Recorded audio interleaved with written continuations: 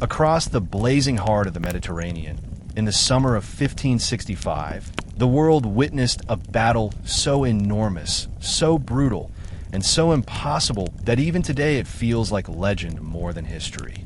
This was the Great Siege of Malta, a clash where an island no larger than a whisper stood against the largest empire on earth. It was a war of faith, pride, revenge, iron, blood, and destiny. The mighty Ottoman Empire, unstoppable for centuries, arrived with tens of thousands of elite soldiers, cannons the size of houses, war fleets that covered horizons, and commanders convinced that nothing on Malta could survive their power. Their goal was simple: crush the Knights Hospitaller, tear Christianity from the Central Sea, and open a gateway to Europe itself. But what happened next shocked the entire world. The defenders were not an enormous army. They were a patchwork of knights, Maltese villagers, fishermen, stoneworkers, farmers, and young boys too small to hold swords. They had almost no food, barely any water, collapsing walls, and weapons older than their fathers. Yet they fought like warriors possessed, shielding their homes with flesh, building fortress walls out of dead comrades, repelling attacks that should have erased them in minutes. The siege dragged on for months. Fire naval battles across blood-red waters. Fire night raids in burning streets. Fire cannons shaking cities to dust. Fires turning towns into ashes. Fire disease destroying armies. Fire starvation carving human souls. Fire ghost stories haunting trenches. Fire final battles fought on piles of corpses. And somehow, unbelievably, Malta did not fall. The Knights and Maltese held their ground until the sea itself delivered salvation. Sicilian reinforcements arrived, and the great Ottoman war machine finally broke apart and fled. The Great Siege of Malta became one of the most dramatic underdog victories in global history. So welcome to History Teller YT, where today you are not just going to hear another timeline. You will feel the shock of cannon fire, smell battlefield smoke, walk the streets of burning Burgu, cry with families who refuse surrender, and stand beside warriors who changed the path of civilization. Stay with this story. It will pull you deeper than you expect. This is not just history. This is survival. This is fate. This is Malta. But once St. Elmo fell, the Ottomans repositioned their biggest cannons to rake its stone line. For weeks they fired into the same angled wall face, turning it brittle. Valette knew this, but he had no way to fully shield Porto Torre. The wall lay too low, too accessible to water fire, too exposed to Ottomans who could shoot across harbor width. The first warning of collapse came when a knight guarding the Porto Torre parapet noticed that a hairline crack had doubled in width overnight. He reported it. Engineers inspected. They hammered their knuckles against stone and heard a hollow echo beneath the surface. The wall was beginning to detach from its own foundation. Valette rushed to inspect. He listened, teeth clenched, as another Turkish cannonball slammed into the weakened point, scattering fragments into the sea. He saw the wall visibly tremble beneath the blast. Suddenly, the echo beneath the stone became a roar, and a massive section collapsed outward, falling into the water and street below. Dust surged through Burgu like a storm cloud. The breach was real. Chaos erupted. Soldiers sprinted toward the opening. Civilians screamed and pressed themselves against buildings. Men living in houses near the wall ran outside barefoot, dressed in rags, wielding cooking knives and broken tools. Anything to defend their city. Valette called officers together and demanded immediate response. Build interior barricades, position cannon behind breach, pile rubble to create kill zones. Ottoman troops cheered when they saw stone break. Janissary units rushed forward. They fired muskets into the breach, trying to suppress defenders. Engineers dragged scaling ladders along trenches. Artillery crews fired faster to widen the gap. But Burgu had prepared for such a moment. Behind the fallen wall section lay a secondary barricade built during night labor. Wooden beams crossed in layered V-shaped formation, hammered into the ground with metal spikes, gaps stuffed with rocks and dirt. It was crude, ugly, uneven, but it bought time. Inside the breach, defenders created the strangest defense line Malta had ever seen. They stacked the dead. Knights arranged fallen bodies, both Christian and Ottoman, into a barrier more macabre than any wall. There was no time for dignity. The dead became shields. Their armor added protection. The sight horrified Ottoman soldiers, who shouted curses. Christians are mad. They build walls of corpses. The defenders answered with gunshots. Ottoman musketeers fired into the breach, hoping to cause chaos. But Maltese marksmen hiding behind corpse walls fired back. Each Ottoman hit wrist, widening the wall, but every Maltese bullet killed a man climbing ladders or shoving planks forward. The corpse wall absorbed impact, bending, shifting, dripping blood. It was grotesque, but it worked. Night fell. The Ottomans launched a breach assault under torchlight. Janissaries surged through water to reach the wall. Many drowned when cannonballs struck waves beside them. Others reached the rubble and tried to climb, but Maltese soldiers stabbed downward with pikes. The screams echoed against water like thunder. Valette himself came to the breach, sword drawn, refusing to leave the site.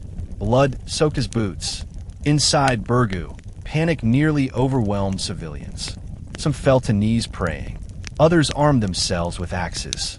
Priests ran between wounded bodies, throwing water across heads, whispering blessings in Latin without pause. When a section of the corpse barricade collapsed, women rushed forward carrying sacks of sand and wood scraps to repair it. A 10-year-old boy hauled rocks twice his weight to fill holes. This was no longer war. It was collective possession. At dawn, Ottoman guns resumed fire. The breach widened another 5 feet. Malta trembled. Some defenders nearly broke. But Valette thundered, "Hold, or burn in hell before surrender." The defenders held. Porto Torre did not fall. Not that day. After Porto Torre failed to collapse completely, Mustafa paced inside his command tent and raged. The breach should have shattered Malta. Instead, the Knights turned it into a charnel house. The Turks lost hundreds, maybe thousands. Mustafa realized that the siege was entering a lethal stalemate. He could not lose men forever. His elite Janissaries were depleted.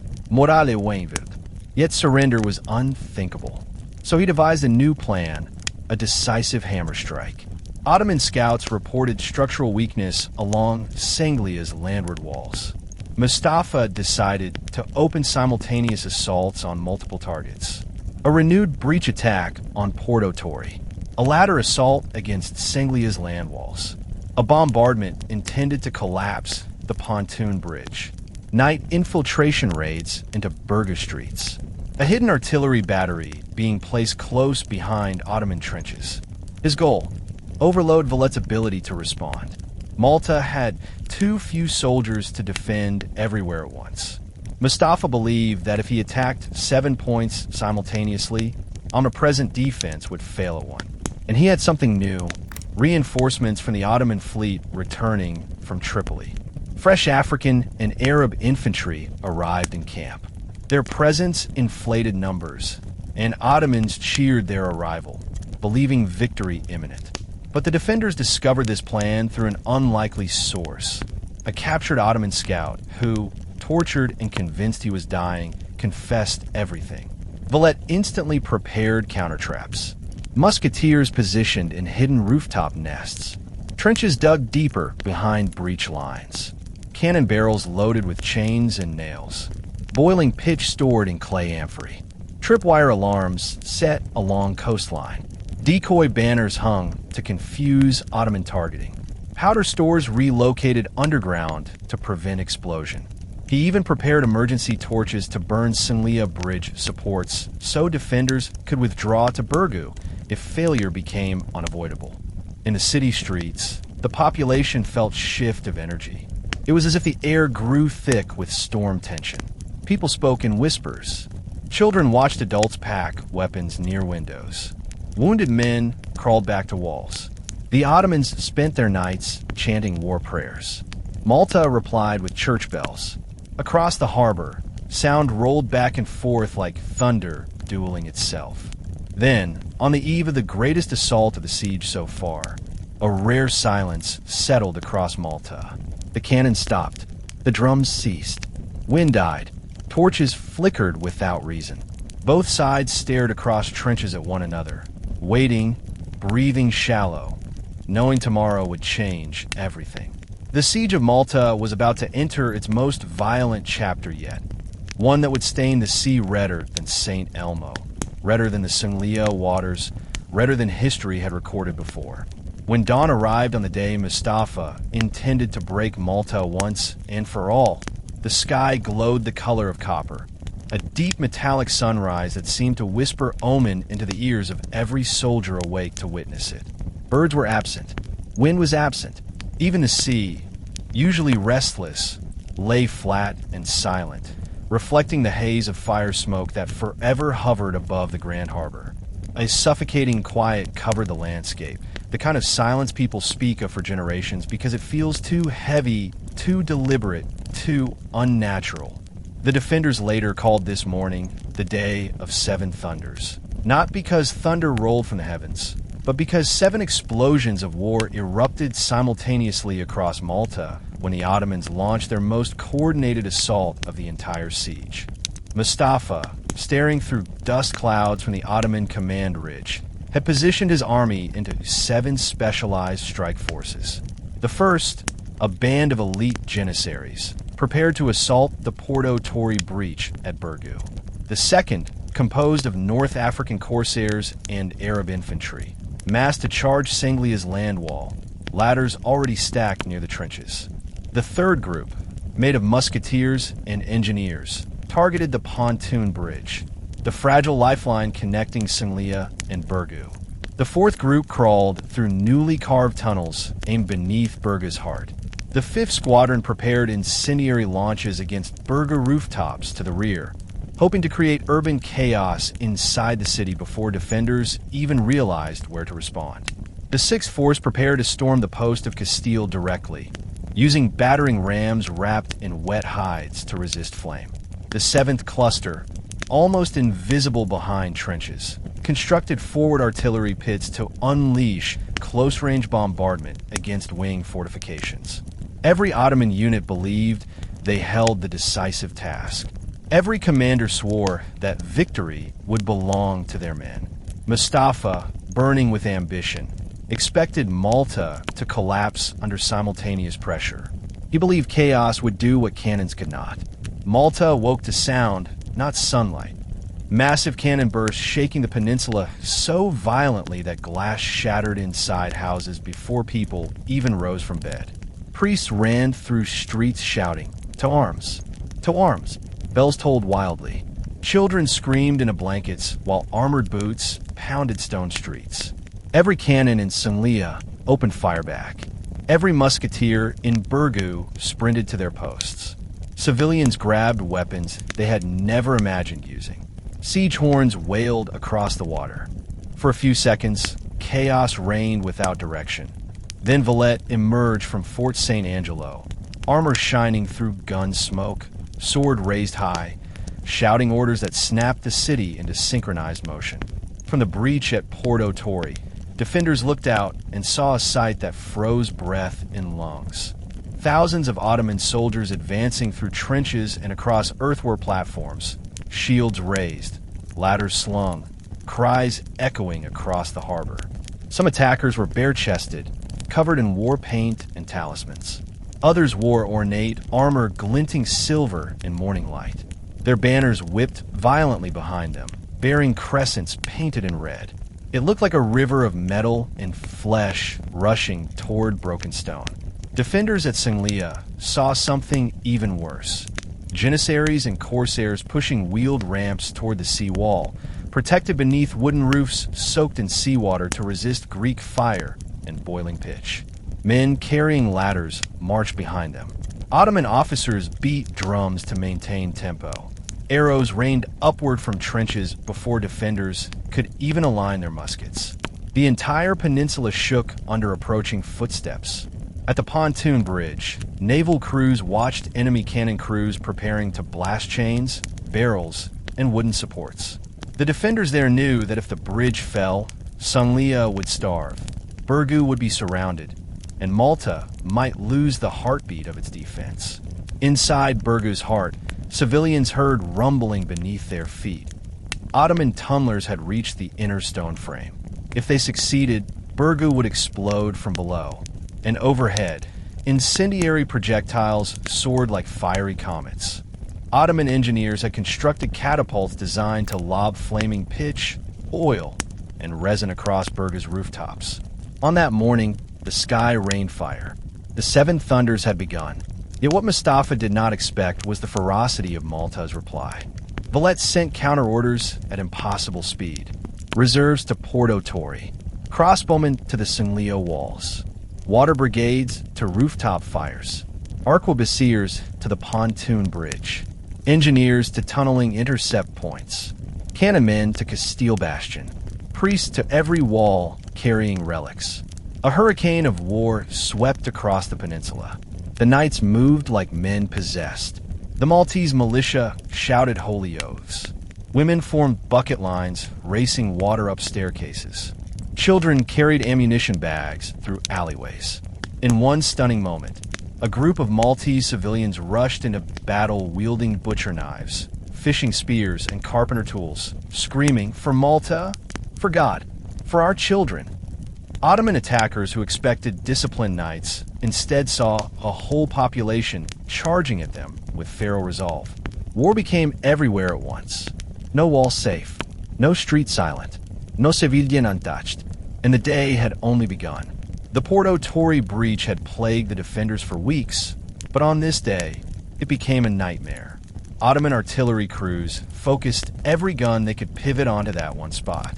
Cannonballs crashed so frequently into the broken masonry that the wall face vibrated like a drumskin under assault. Huge pieces of limestone ripped loose and tumbled inward, crushing defenders beneath them. Mortar dust erupted into the air, choking men as they attempted to shout commands. In minutes, the breach widened further, becoming a gaping mouth in the side of Birgu. Then the Ottomans charged. Janissaries led the assault, racing up rubble slopes and leaping into the gap. Behind them came Albanian swordsmen, Tunisian corsairs, and Anatolian volunteers carrying grenades. Their war cries blasted through air like lightning. For a moment, the breach belonged to them. Bodies flooded into the void. But Malta had prepared for this very nightmare. Behind the breach lay a layered maze of improvised defenses. Rows of wooden barricades, angled spikes to break charge speed, pits filled with broken glass, barrels of stones ready to roll, and, most astonishingly, narrow causeways leading into confined killing chambers. The defenders turned the breach into a funnel. The first Ottomans were easily killed. The second wave used their bodies for traction. The third forced deeper. The fourth realized too late they were trapped. The fighting became hand-to-hand in darkness filled with screams and smoke. Men could not swing swords widely. There was no room, so they stabbed elbows, gouged throats, smashed skulls with shields. Inside those walls, war lost all shape. Men bit through ears. They wrestled atop corpses. Daggers stabbed blind. Blood rose so deep that some fighters struggled to keep footing. Wounded men slipped, drowned, suffocated beneath bodies. Nobody asked for mercy. There was none to give. Valette himself stood at the rear barricade line with drawn sword, refusing to move. He yelled encouragement and orders. A musket ball tore through his cloak, ripping fabric inches from his neck. He did not flinch. His presence turned broken men into giants. Ottomans poured forward. For more than 2 hours, they attempted to widen the breach from inside. Some tried, lifting rubble with bare hands. Others set fire to barricades. Smoke filled tunnels. Flames licked wooden beams. Maltese defenders suffocated in thick pitch fumes. Then came grenades, iron spheres filled with powder, rolled down the rubble slope by Ottoman engineers. They detonated with thunder, throwing stone and flesh in every direction. One explosion ripped through a group of Castilian knights, killing 5 instantly, blowing apart another man's leg. He continued fighting until he bled to death kneeling against a wall, still holding his sword. Yet the breach did not break. Behind the flames and explosions, the knights summoned their most feared weapon, Greek fire. Defenders hurled clay pots filled with flaming resin onto advancing troops. Fire clung to armor. It clung to hair. It clung to flesh. Panicked men rolled screaming across rubble, trying to extinguish themselves. Still, the Ottomans attacked. Never in the history of the siege had Malta been tested like this. The breach expanded into a crater. Sections of interior wall began falling inward under cannon pressure. Ottoman ladders rose everywhere. Men carried Ottoman flags forward to plant within Burgu and managed for one breathless moment to raise one atop a ruined parapet. Women inside Burgu saw the red banner and screamed in despair. But then a young Maltese militiaman named Domenico Fornari, barely 18, saw the flag, climbed onto the rubble, hacked through 3 janissaries, cut down the standard bearer, ripped the banner free, and threw it back across the breach. He died seconds later from 3 musket wounds, but his act saved morale at a crucial moment. Survivors spoke his name for years. Eventually, after 8 hours of direct combat, Ottoman forces withdrew from Porto Torre, leaving a mountain of corpses that literally sealed part of the breach. The smell was unbearable. Blood pooled in stagnant puddles. Dust thickened the air. Knights fell to their knees, gasping, armor shaking from exhaustion. Yet Burgu still stood. The breach held, barely, but Malta was not dead. While Burgu survived by inches, Sanglia stood on the edge of catastrophe. Mustafa's second attack wave struck Sanglia's land walls with terrifying force. Janissaries rushed forward with ladders. Corsairs pushed wheeled rams. Musketeers poured covering fire. Engineers dragged hooks and ropes. Sanglia's defenders, still reeling from bombardment, met the surge with howling fury. St. Elmo was gone, but its death was a masterpiece of sacrifice. It held for 28 days against an empire that believed it would fall in 3. Those 28 days changed everything. For weeks bought Malta survival. For weeks destroyed Ottoman momentum. For weeks turned a siege into a legend. And across the Mediterranean world, kings, sailors, priests, and peasants whispered, if St. Elmo could fall that slowly, Malta may not fall at all. The next phase of the siege would not be defense of rubble, but the defense of the heart, Burgu and Sanglia. The story, far from finished, was about to grow even bloodier. The fall of St. Elmo was not merely a military event. It was a spiritual earthquake that shook every corner of Malta, from the soaring bastions of Burgu to the smallest fishing villages hidden behind terraced hills. When the knights received the first smoke signals and messenger calls confirming that St. Elmo had finally fallen, the sound of mourning rolled like thunder across the Grand Harbor.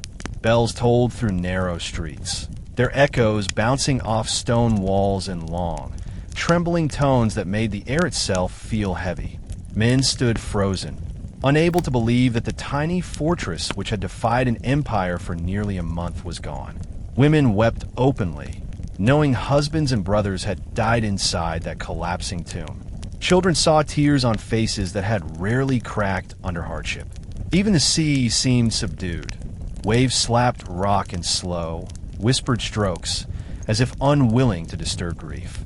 Yet grief and anger fused together into iron resolve.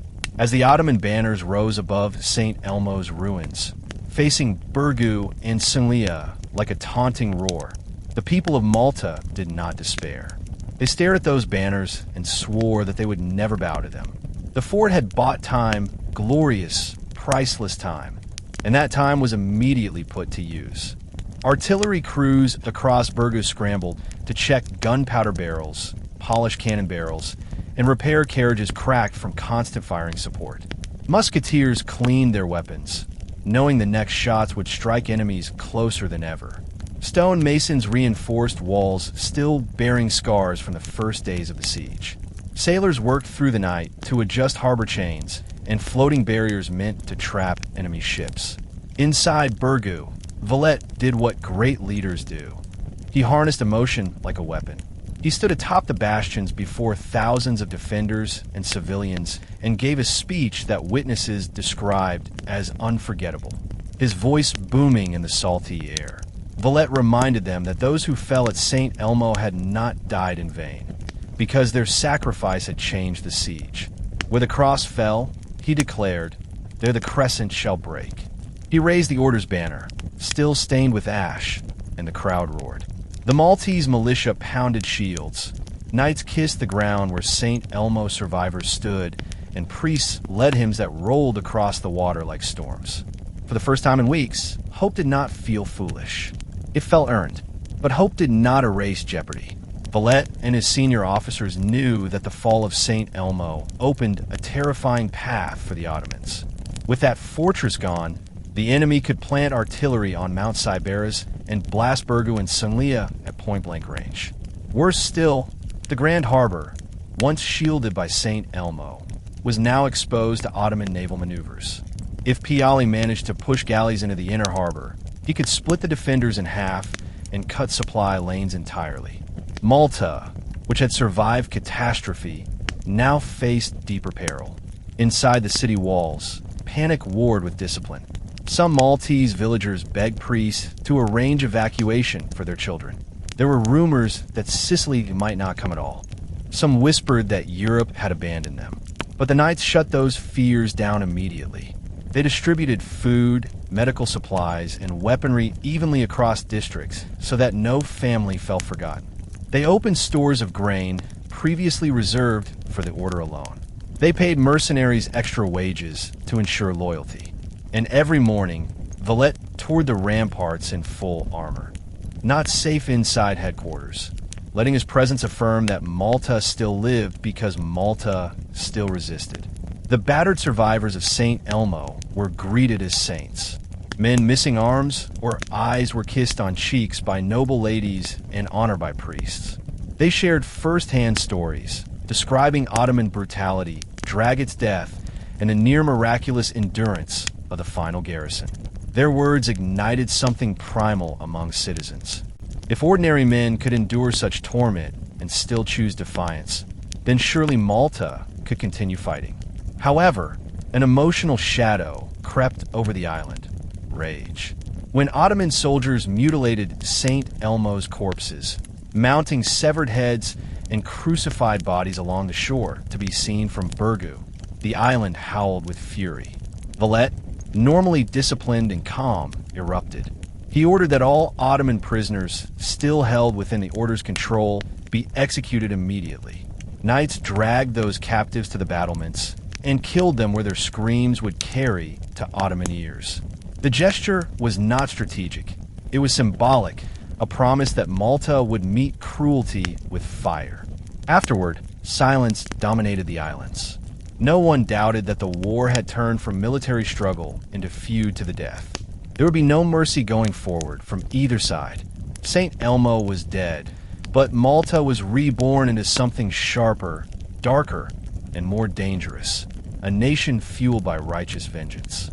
On the Ottoman side, reactions to St. Elmo's fall were painfully contradictory. Initially, when the crescent banners rose over the ruins, the camp erupted. Drums thundered, trumpets blared, soldiers cheered wildly, believing the hardest obstacle had finally collapsed. Commanders congratulated one another. Mustafa could barely contain pride. He had predicted victory and now wanted to push forward mercilessly. But beneath the noise, men whispered about what the victory had cost. Nearly 6,000 Ottoman soldiers were dead from the St. Elmo campaign. Entire Janissary companies had melted away. Sappers and tunnel crews had been buried alive by rock falls. Cannoneers had been burned terribly by overheated barrels. Every man in the Ottoman ranks knew the truth. St. Elmo had eaten them. The psychological damage was deeper than statistics. The way the knights died, smiling, unbroken, praying, cursing, standing upright, terrified men who had never witnessed such resistance. Janissaries, famed for discipline, confessed to imams that nightmares haunted their sleep. Corsairs recalled how Dragut, the undefeated master of the sea, had died during their campaign and many believed that was a divine omen. Some muttered that maybe God was not on their side after all. The more superstitious soldiers swore that ghosts screamed from St. Elmo at night. The Ottoman victory celebration quickly faded into nervous silence. Then came the argument, the same argument that had simmered since the fleet first reached Malta, but now exploded with venom. Mustafa wanted to march directly on Burgu, convinced that immediate pressure would cause the defenders to crack. Piali, however, insisted that without absolute naval control inside the Grand Harbor, attacking Burgu would be disastrous. He argued that they should capture the smaller towns first and starve Valette from eastern approaches. Mustafa mocked this as cowardice, calling it the thinking of a sailor who feared land battle. Their shouting grew so loud that officers outside the command tent heard curses and threats. But leadership problems were not the only crisis. Supply lines creaked. Ammunition had run dangerously low. Gunpowder stores needed replenishment from Alexandria and Tripoli, and delays seemed inevitable. Food reserves shrank faster than expected. Entire herds of livestock had been slaughtered to feed the army. Meanwhile, heat stroke killed soldiers daily. Water turned foul inside storage barrels. Flies infested camp kitchens. Sickness spread. Piali blamed Mustafa for taking too long at St. Elmo. Mustafa blamed Piali for refusing riskier naval strikes. Both blamed their own men for lacking discipline. But privately, every officer understood the truth. The knights had not behaved like any enemy they had ever faced.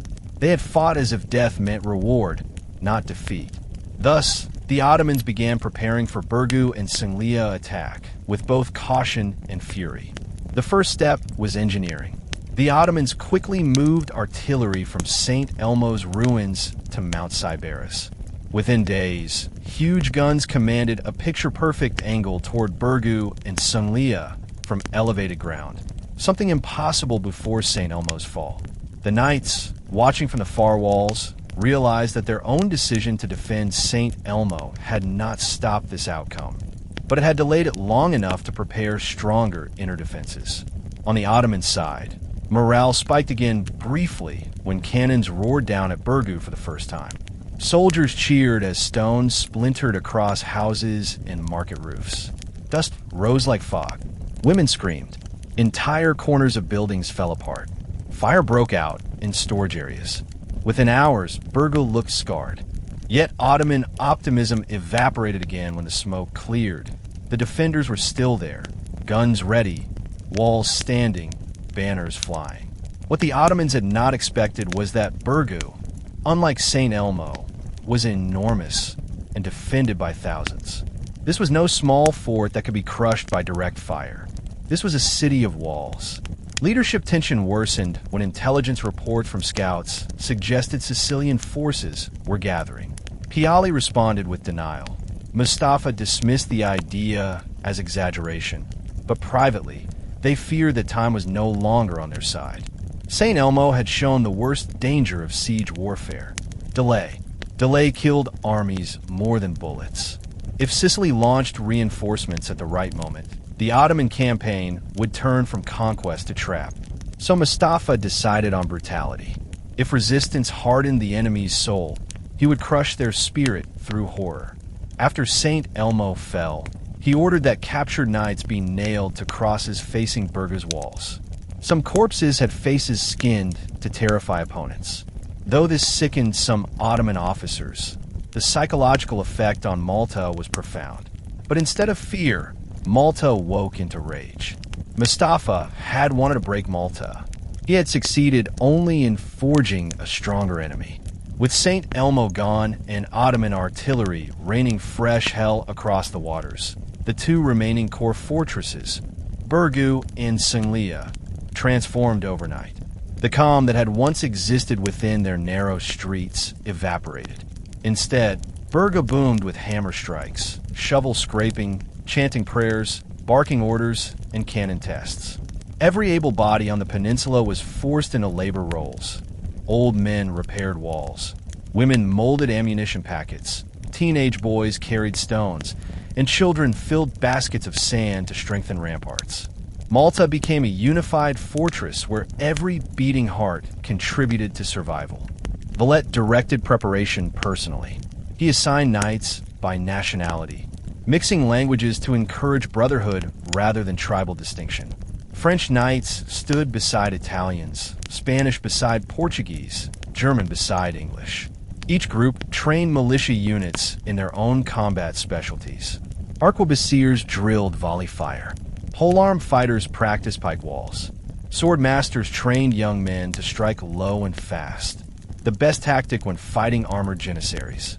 Berga's defensive layout was brilliant. Its peninsula shape meant only narrow approaches existed over land. Walls climbed steep slopes toward fortifications. Sea walls formed a tight spine. Inside, the powerful Fort St. Angelo acted as Malta's beating heart, a towering rock fortress whose cannons now pointed outward like claws. Valette planned to turn Birgu into a slaughterhouse, slow-feeding Ottoman troops into narrow streets where numbers meant nothing and discipline meant everything. Across the narrow water channel, Sunglia, another fortified peninsula, prepared equally. Connected to Birgu by pontoon bridge, Sunglia bristled with muskets, cannons, stakes, and palisades. Maltese fighters stationed inside Sunglia swore that should Birgu fall, they would cut the bridge and fight until every defender lay dead. That vow was not dramatic, it was survival logic. Between them floated the knight's secret weapon, the Great Sea Chain, stretched across the harbor to prevent Ottoman ships from slipping inside. Attached to floating beams and anchored into stone, the chain could shatter oars and break hulls. If Piali pushed too far forward, his ships would be trapped in a deadly crossfire from three flanks. Night after night, Valette stood on ramparts staring at Ottoman campfires glowing across Mount Sybaris. Their drums echoed across the water. Their chants rose into the sky. Their cannons glimmered silver under moonlight. Yet the Grand Master did not flinch. He knew that the next phase would be a battle for the soul, not just the stone of Malta. Inside Birgu homes, mothers hid their children beneath beds during bombardment, whispering fairy tales to drown out cannon thunder. In Sanglia's taverns, soldiers slammed mugs of wine together with wild laughter, trying to forget screams rising from St. Elmo's direction. Priests blessed every doorway. Artists carved icons into limestone walls. Some Malta civilians tattooed crosses on their arms in case they died unrecognizable. Hope remained, but so did dread. The defenders understood this cruel truth. St. Elmo had been a fortress made of stone that died with glory. Birgu and Sunglia were fortresses made of people, and their deaths would be far worse. The Ottomans, hungry for revenge and impatient for triumph, were preparing an assault that would make St. Elmo look like a whisper compared to the scream that was coming. The heart of the siege was about to ignite, and Malta braced for the storm. When Ottoman cannons first opened fire upon Birgu, the entire city trembled. The ground shuddered underfoot, walls rattled, and windows shattered in bursts of dust and glass. Residents, already hardened by weeks of tension, felt shock grip them anew, because St. Elmo had sheltered them from direct artillery until this moment. Now, without that eastern shield, Birgu lay exposed beneath a rain of iron. The attack began before sunrise with a volley that sounded as if the sky itself were cracking open. Half asleep soldiers jolted awake, racing to positions on the walls. Mothers grabbed children and ran toward underground cellars. Shells slammed into battlements, blasting limestone chunks across streets like shrapnel. From Mount Sybaris, Ottoman artillery crews used mathematical triangulations to adjust their firing distance. They had clear visual angles on Fort St. Angelo, Birgu's northern walls, the town's clustered rooftops, and even the harbor channels where Maltese vessels moved. They fired in systematic rotation, one cannon after another, keeping constant pressure on the defenders. The booming rhythm grew so steady that it replaced silence entirely. Birgu no longer had quiet moments, only louder or softer explosions. The Ottoman objective was clear: weaken the walls, exhaust the defenders, shock civilians into hysteria, and drain ammunition reserves by forcing Malta to fire constantly in reply. Inside Burgu, Valette and his officers responded with controlled intelligence. They ordered selective artillery return fire to conserve powder. They prioritized aiming at Ottoman supply caravans, gun platforms, and approaching trenches rather than wasting shots on distant walls. Their accuracy stunned Ottoman engineers, who had believed that by elevating cannons atop Siberas, they had gained near invulnerability. Instead, their crews often ducked for cover as Maltese cannonballs ricocheted across their rocky firing platforms, splintering wood supports, crushing men beneath collapsing beams. Every retaliatory shot reminded the Ottomans that Malta was not merely defending. It was counterattacking at every opportunity. The city's civilians proved essential to survival. Women, armed with tools and sheer will, went house to house extinguishing fires, pulling down damaged beams, patching rooftops with canvas, and carrying fresh water to soldiers. Children filled leather sacks with sand to reinforce weak spots on the walls. Priests blessed workers between cannon bursts, urging them to continue. Every stone you lift is a prayer. In this environment, no distinction existed between civilian and soldier. Every heartbeat contributed to the defense. But the psychological toll was overwhelming. Ottoman artillery did not target soldiers alone. It hit bakeries, wells, churches, animal pens, family homes, and markets. The intention was to break the will to live. When cannon struck the church of St. Lawrence, the roof collapsed, scattering sacred icons and shattering stained glass centuries old. People sobbed as priests collected fragments of altars and relics while under bombardment. The knights protected the remains, ensuring they were not left to lie forgotten under rubble. Many believed their faith itself was being shelled. Yet faith endured. Nightfall brought no relief. Ottoman guns continued firing at intervals to deny sleep. The dull thud of distant oars hinted at Piali repositioning galleys along the harbor line. Some ships fired small cannons at Singlia, testing angles and waiting for wind patterns that would allow incendiary bombs to ignite the defenders' wooden stores. The defenders slept in armor. They slept sitting up. They slept knowing they might wake only long enough to die. The damage to infrastructure mounted. Water storage barrels split. Food cellars cracked. Grain scattered into dust. Wells filled with rubble.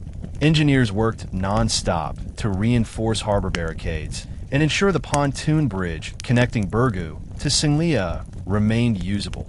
Because if that link failed, Malta's defense would fracture into two isolated bodies, both doomed to destruction. Still, the people found strength. They recalled St. Elmo's final weeks, saying, "If they could endure that, we can endure this." They whispered that each day Burgu held delayed Ottoman victory, weakened Mustafa's morale, and increased the chance of Sicilian intervention. That possibility, faint and distant, glowed like a candle inside every heart. Then a terrifying development emerged. Ottoman trenches began reaching dangerously close to Burga's outer walls. These trenches, zigzagging toward the defensive line, allowed janissaries to approach beneath cover. Musketeers could fire through gaps, snipers could target command posts, and sappers could plant explosives under weak points. The defenders knew that when those trenches reached the wall's base, the siege would move from bombardment to breach, and from breach to brutal hand-to-hand combat. Burga was not afraid. It was ready. As Ottoman trenches crawled forward like an invading web of earth and shadow, the defenders of Burgu recognized that they faced not simply an army, but a science. Ottoman engineers mapped soil density, angle of slope, cannon elevation, and wall depth with almost mathematical artistry. Their trenches came closer daily, twisting around natural rock formations, branching, forking, and connecting into a complex underground labyrinth. Each yard gained forced the defenders to reposition guns, rearrange ammunition stores, shift torch lamps, and adjust firing platforms. But if the Ottomans knew siege engineering, Malta knew improvisational warfare. Valette ordered immediate construction of counter trenches. Hastily dug pits, barricades, and angled parapets meant to limit Ottoman approach. He had trenches lined with sharp stakes and water troughs to reduce dust clouds, improving visibility for musketeers. He ordered night watch rotations to pinpoint tunnel digging sounds. Engineers crawled beneath the walls, pressing ears to the stone. If they heard scraping, they slammed metal rods into the dirt, hoping to pierce hidden tunnels. Several times, they succeeded, collapsing Ottoman shafts and burying sappers alive. It was a war not only above ground, but beneath the skin of the island. The Knights also developed brutal close-range tactics. If Ottoman troops reached the walls, they would be greeted by boiling oil, quicklime powder thrown into faces, burning pitch descending like molten death, and heavy boulders rolled from parapets. Malta's defenders had learned from St. Elmo. Walls might fall, but narrow spaces turned attackers into targets. They prepared lethal choke points at gateways, stairways, and tower corridors. Their goal was to multiply casualties before the Ottomans reached the town center. Ottoman morale wavered. Every inch taken toward Burgu seemed to cost hundreds of lives. Janissary officers urged Mustafa to authorize a direct assault to overwhelm the defenders before Trench's exhausted troop numbers entirely. Piali opposed this, fearing naval losses if the fleet drew too near Burga's cannons. Without Dragut to mediate, their arguments intensified.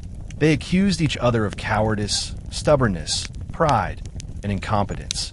Their rivalry was becoming as threatening as Valette's walls. Meanwhile, Ottoman artillery refocused fire on the pontoon bridge. They realized that if the bridge collapsed, Sunglia would be cut off from Burgu. Without support, Sunglia would fall quickly. That loss would allow Ottoman ships to enter the Grand Harbor uninhibited.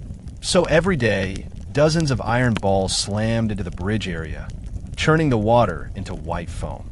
But Maltese boat crews rebuilt nightly, hauling wood beams, chains, nails, and rope across rushing waves and floating debris.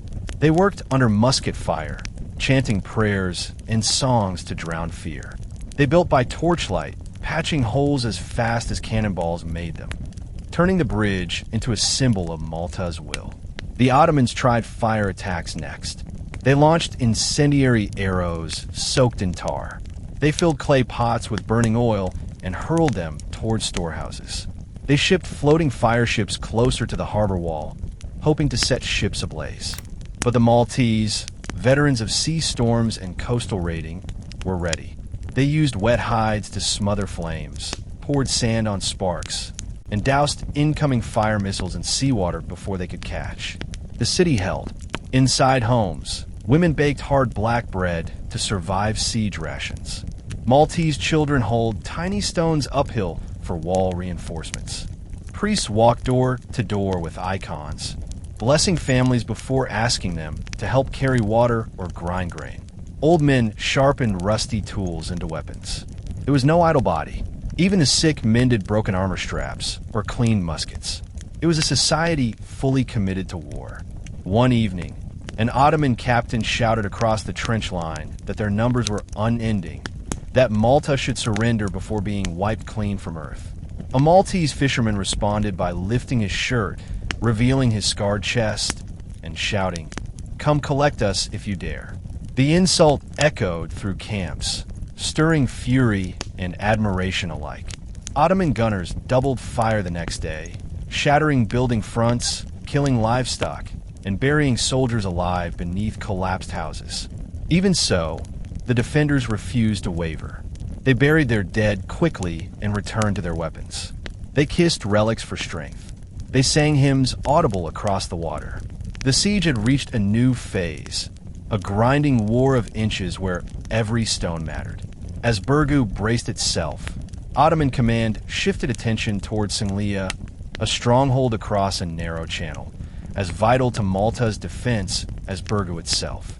Sunglia rose from the water like a stone dagger, its streets steep and compressed, its walls thick, its defenders fierce. The peninsula possessed an advantage the Ottomans dreaded. Every approach to Sunglia narrowed attackers into tight banks, transforming superior numbers into vulnerability. But Sanglia also held a terrifying weakness.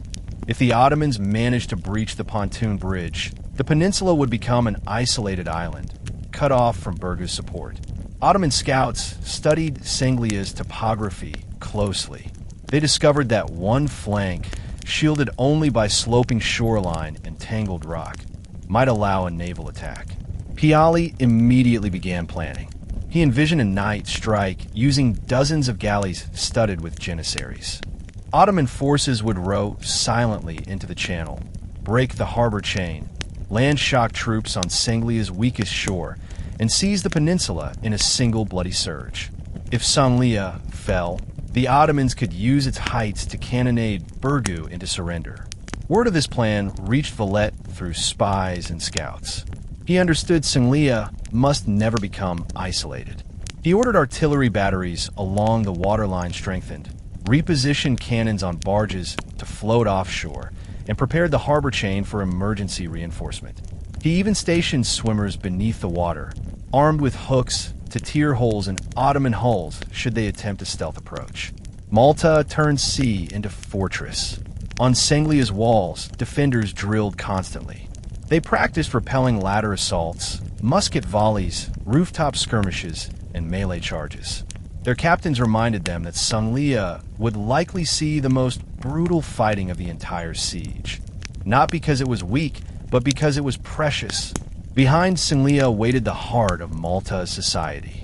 Its fall would open the city center to slaughter. Ottoman troops watched Sanglia at night, frustrated by its silent defiance. They muttered that St. Elmo had been easier. It at least offered broad ground for artillery. Sanglia was like a porcupine. Every surface carried sharp death. So Mustafa issued a different order. If their stone refuses to break, crush their flesh. Ottoman gunners began targeting civilians intentionally, firing shells into markets, alleys, and crowded homes. Buildings burst apart in showers of limestone dust. Families dug mass graves behind churches. But if Mustafa's aim was terror, the effect was fury. Maltese militia spilled onto battlements, screaming war cries. Cannons fired more frequently. Women hurled roof tiles at Ottoman trenches. Priests marched with swords. The people of Sanglia turned desperation into lightning. As Ottoman artillery crews burned through ammunition faster than expected, the supply line tension worsened. Messages flew between commanders demanding powder barrels delivered across the sea at risk of pirates and storms. Without enough powder, the siege would lose force. Without Sanglia's collapse, the Ottomans risked winter trapping them on a hostile island. Night after night, Ottoman drums echoed across the water, promising that the next day would bring a major push. Sanglia answered with church bells, promising that their souls would meet God before meeting surrender. The Ottomans were preparing to launch the largest amphibious assault Malta had ever seen. Sanglia was preparing to receive it like a stone wall of fire. The siege was evolving from brutality into apocalypse, and every surviving soldier knew. The storm that was coming would decide whether Malta lived or died. The plan to destroy Sanglia from the sea had been growing inside Piali Pasha's mind for weeks, ever since he realized one brutal truth. Burgu could withstand artillery, could withstand infantry, and could even withstand starvation, but it could not withstand losing Sanglia.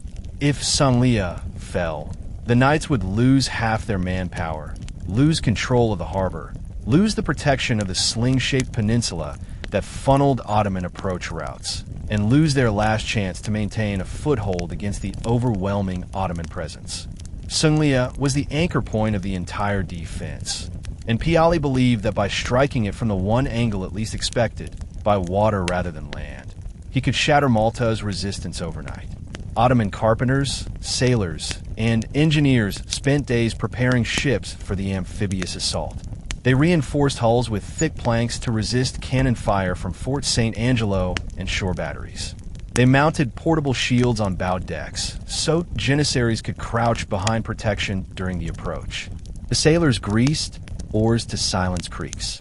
Rowers trained in synchronized motion, practicing night maneuvers with covered lanterns to hide their silhouettes upon the water.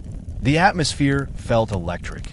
Thousands believed they were about to witness the definitive blow of the siege. Victory songs echoed through Ottoman tents. Imams preached sermons promising paradise for those who died capturing Sunglia. Officers whispered that success would bring riches, land, slaves, and eternal glory. But there was tension too. Some soldiers murmured fearfully about what had happened at St. Elmo. If a small fortress had taken weeks to fall, how long would these massive peninsulas endure? Rumors suggested European fleets were gathering in Sicily. Even sailors, hardened by Mediterranean warfare, worried that Malta's defenses were crafted not by ordinary men, but by saints and martyrs who had made pacts with death itself. Still, pride pushed them onward. The Ottoman Empire could not retreat now. Their power was the greatest in the known world. Failure here would stain Suleiman's legacy. At sunset on July 15th, preparations reached completion. Wind and tide were perfect. The sky burned orange and purple across the water, turning the sea into polished metal. Ottoman soldiers gathered on the shore, waiting for night to shroud them. Silence spread from ship to ship. No drums, no shouting, only the faint scrape of boots and rope. The attack was scheduled for dawn, the moment when the morning haze would obscure visibility just long enough to hide their approach. But Valette anticipated every whisper. 2 spies, disguised as Muslim slaves inside Ottoman ranks, risked their lives to cross the harbor at night, sliding through shadows on a tiny boat. They warned Valette personally. The sea attack was imminent. Sunglia would be targeted by galleys. The pontoon bridge would be attacked. Janissaries would attempt to storm beach walls and overwhelm soldiers guarding the shoreline. The news, though horrifying, was a blessing. Valette responded instantly, ordering every cannon positioned to face the harbor. He mounted heavy guns upon floating platforms. He stationed expert marksmen along the seawall.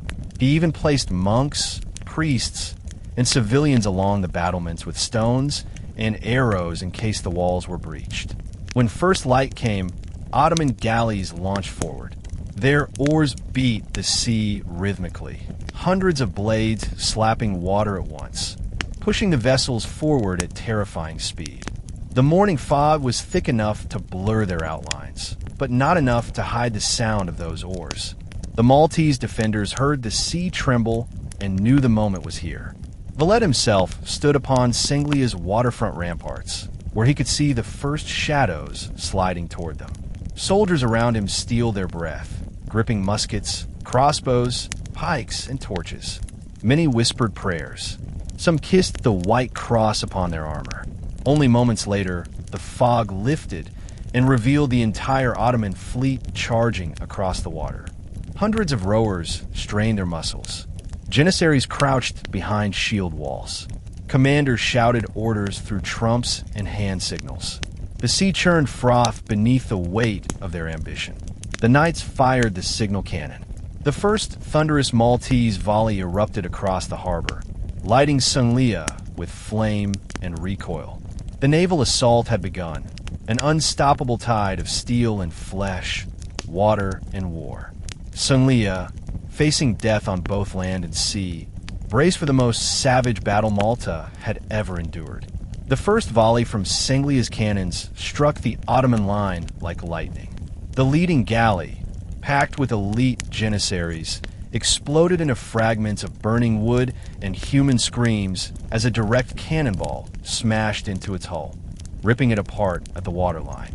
Instantly, the channel erupted with chaos.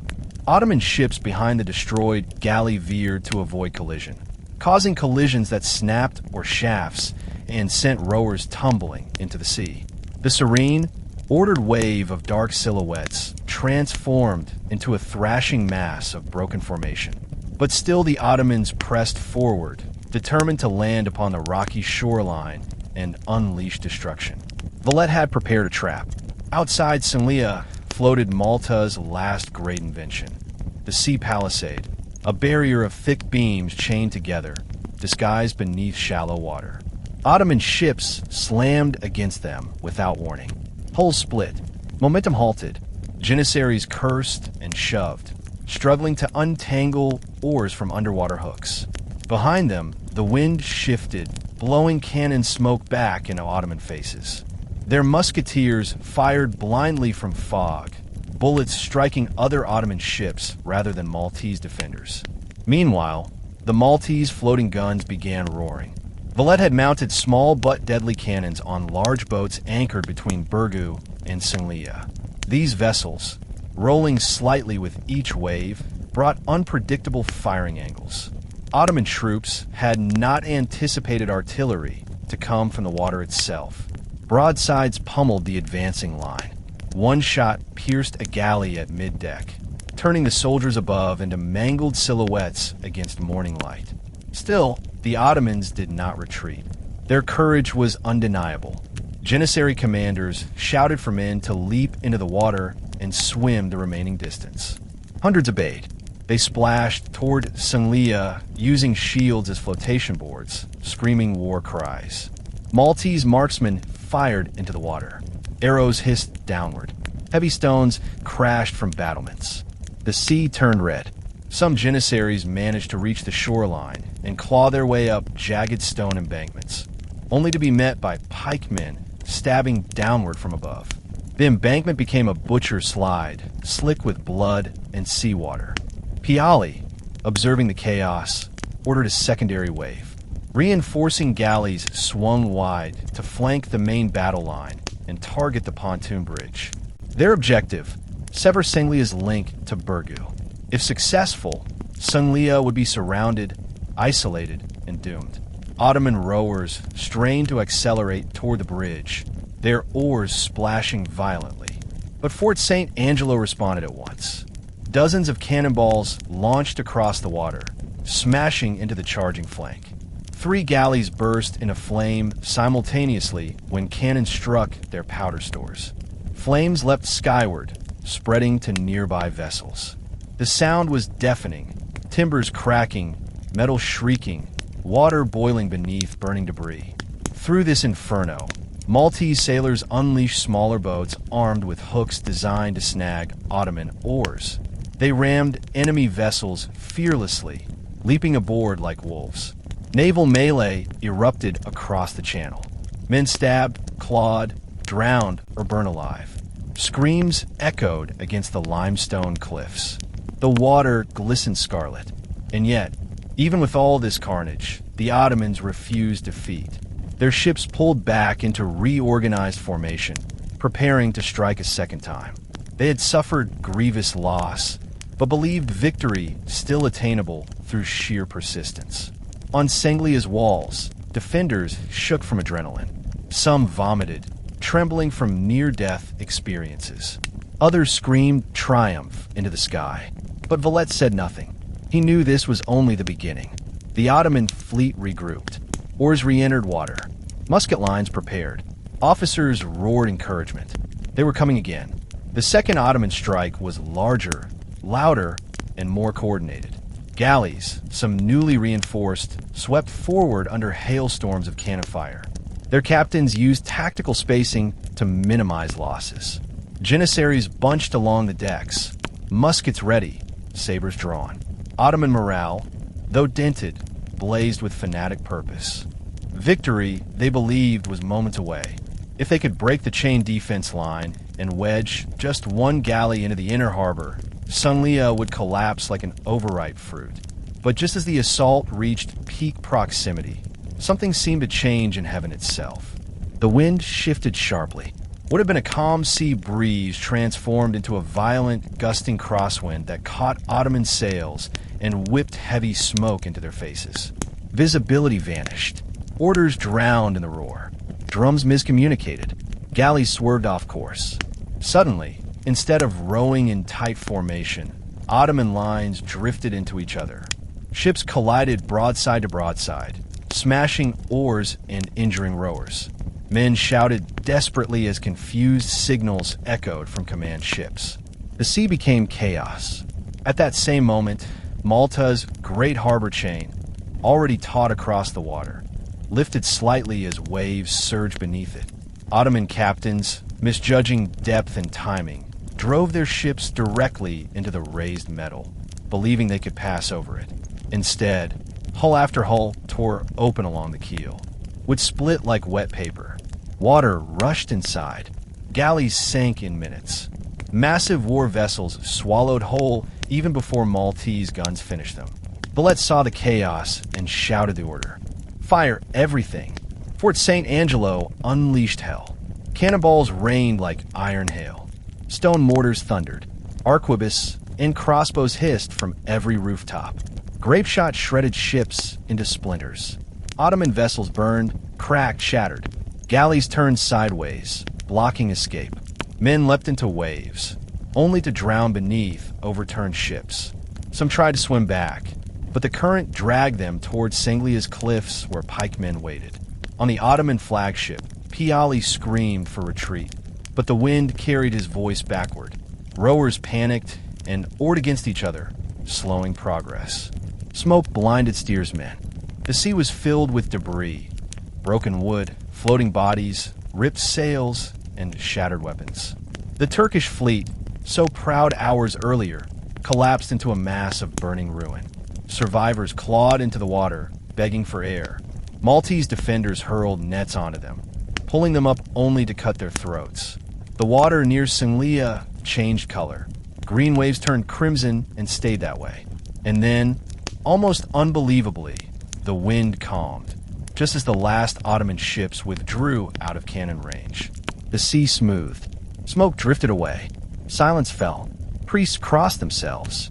Soldiers whispered that they had witnessed a miracle. Women on Burgu's walls fell to their knees crying, believing God had intervened. Even hardened knights stared at the harbor in awed disbelief. Valette himself, normally unshakable, bowed his head, not to his soldiers, not to the enemy, but to the sea. The old warrior whispered thanks, acknowledging that something beyond human craftsmanship had saved Malta from annihilation. The Ottoman naval assault on Sanglia had failed completely. Worse, it had cost them thousands of irreplaceable elite fighters and ships they could not rebuild during the siege.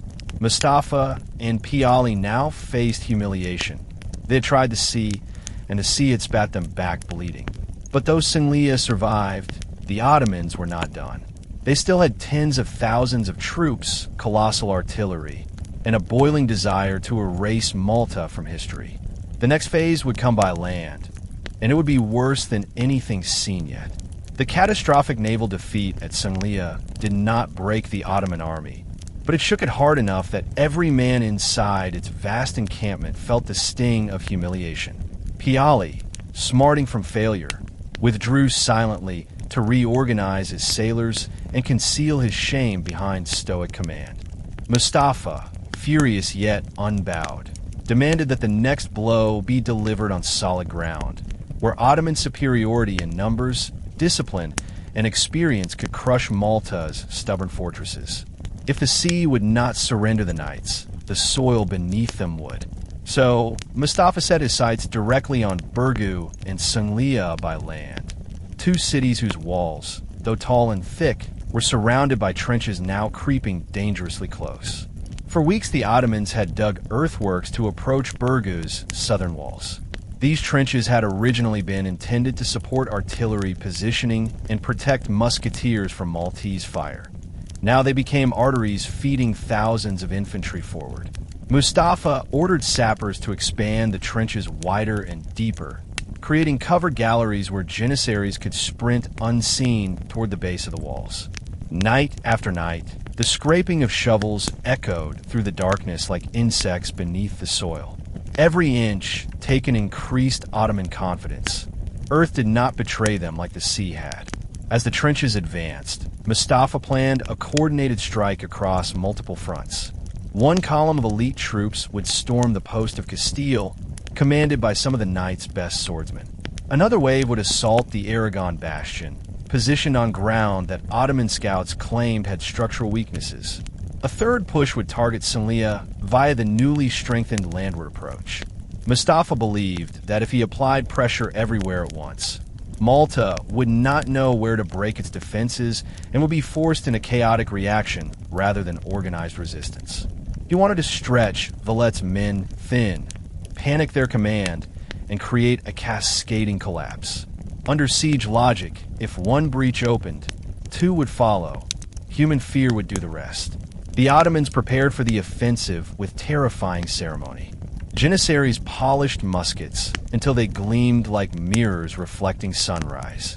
Spies sharpened sabers on whetstones until sparks flashed. Thousands of musketeers tested match-gored lengths, wiping sweat from their foreheads in the summer heat. Leather armor was tightened, shield straps replaced, helmets hammered straight.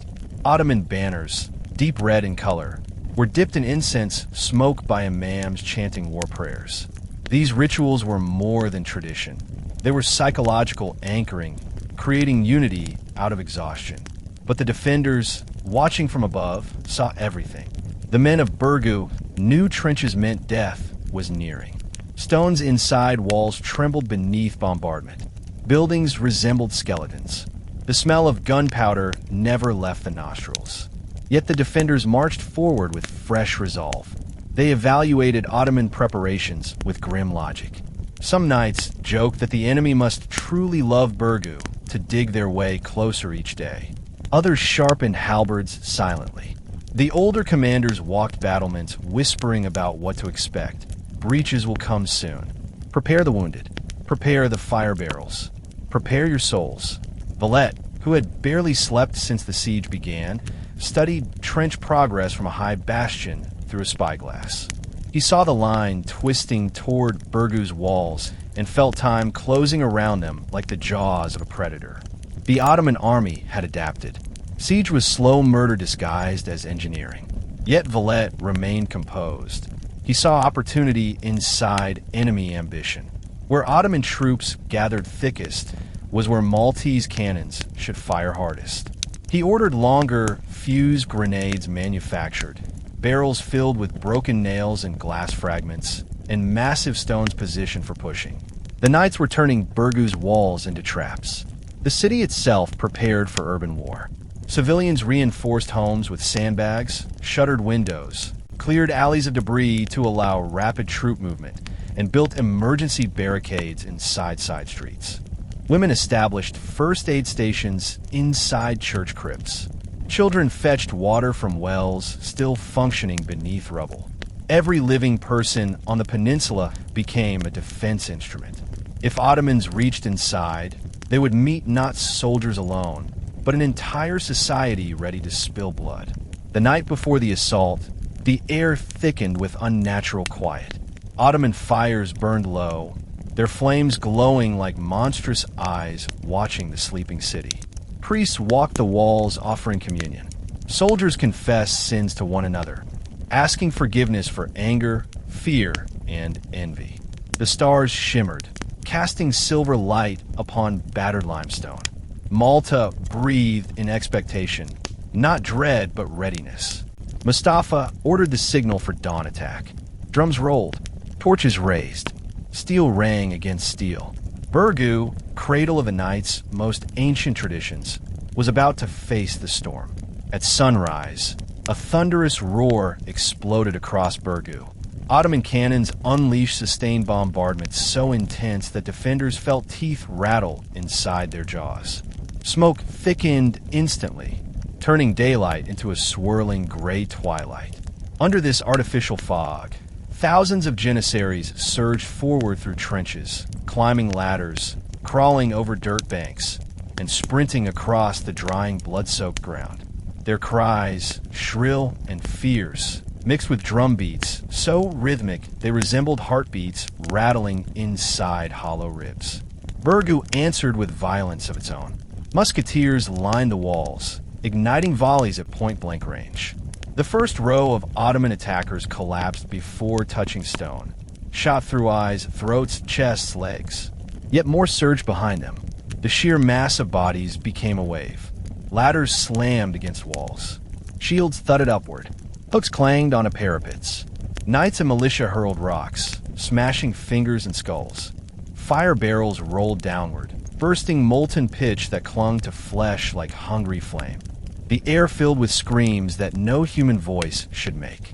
The pressure grew relentless. At Castile Post, Janissaries reached the wall top. Hand-to-hand combat erupted. Swords flashed like lightning. Bodies intertwined in lethal embrace. Some attackers wrestled knights off battlements and fell with them, both smashing against stones below. Blood rained. Smoke swirled. The defenders refused to yield. When one knight fell, another took his place.